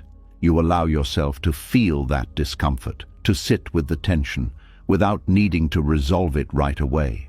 This is not easy, because it goes against a deeply ingrained habit. A habit that has been reinforced by years of responding quickly, of being the one who helps. But as you stay with that discomfort, something begins to change. It loses its intensity. It becomes something you can hold without reacting to. And in that space, your awareness deepens. You begin to see that your urge to help is not always about the other person. It is also about your own need to restore balance, to remove discomfort, to feel useful. And recognizing this allows you to respond more consciously. You begin to choose when to step in and when to step back. Not based on habit, but based on clarity. There is also a deeper trust that begins to develop. A trust that others are capable, that they can navigate their own experiences, that they do not need you to carry them through every difficulty. This trust is important because it changes how you relate to others. You no longer see them as fragile, as needing constant support. You see them as individuals with their own strength, their own ability to learn and grow. And this shift creates a different kind of connection. One that is not based on dependency, but on respect. Respect for their path, respect for their process, respect for their ability to move through what they are facing. This does not mean you are absent. It means you are present in a different way. You offer support when it is truly needed. You listen when it is asked. You share when it is appropriate, but you do not take over. You do not assume responsibility for something that belongs to them. This balance is what prevents exhaustion, because you are no longer carrying what is not yours. You are no longer stepping into every situation as if it requires your involvement. You are allowing life to unfold and responding when it aligns with your capacity. There is also a quiet freedom in letting go of the need to fix everything. A release from the constant pressure to be the solution, because you begin to understand that not everything needs to be fixed. Some things need to be experienced. Some things need time. Some things need space. And by allowing that, you create room for natural resolution, for understanding to develop without force, for growth to happen without interference. This understanding also changes how you view love.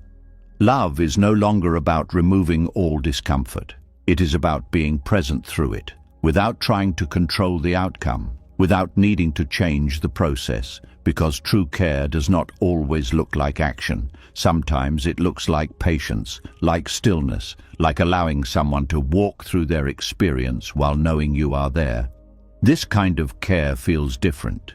It does not rush. It does not push. It does not take over. It supports without overwhelming. And in that support, something deeper is offered. A sense of space, a sense of respect, a sense of trust. These are things that cannot be given through constant intervention. They emerge when you allow things to unfold. Over time, this way of relating becomes more natural. You feel less urgency to step in, less pressure to respond immediately, more ease in allowing things to be as they are. And this ease creates a different kind of presence, one that is not driven by tension, but by awareness, a presence that allows both you and others to remain grounded, to move through experiences without losing yourselves. And as this understanding settles, another layer begins to reveal itself, because even when you learn to step back, even when you allow others to face their own path, there is still something happening within you. Something that continues quietly, not in your actions, but in your thoughts. A constant anticipation, a mental preparation, a subtle scanning of what might be needed next. And once you begin to notice that, you start to see that exhaustion is not only about what you do, it is also about what you carry in your mind. You started this journey feeling drained, confused, wondering why giving so much could leave you feeling so empty. And now, something is clearer. It was never just about how much you gave. It was about why you gave. You were always available, always saying yes, always carrying what was never yours. You confused compassion with sacrifice, love with exhaustion, presence with losing yourself. You tried to earn peace by stabilizing others, to secure connection by overgiving, to prove your worth by how much you could endure. But slowly, something shifted. You saw that constant giving without awareness becomes self-abandonment. You saw that boundaries are not rejection, but clarity. You saw that your body has been speaking long before your mind understood. You saw that guilt is not truth, but conditioning. You saw that love does not need to hurt to be real. And maybe the most important realization of all, you are allowed to exist in your own life without proving, without exhausting yourself, without carrying everyone else. Because real peace was never going to come from giving more. It comes from returning to yourself. So now, I want to ask you something simple but honest. What is one way you've been overgiving that you are finally ready to let go of? Drop it in the comments, just one sentence. No perfection, no overthinking. Your awareness might be the exact thing someone else needs to hear today. And if this message reached you at the right moment, if something inside you felt seen, make sure you subscribe and turn on notifications. Because this is not just content. This is a space where you come back to yourself, stay with it, stay aware, and most importantly, stay whole.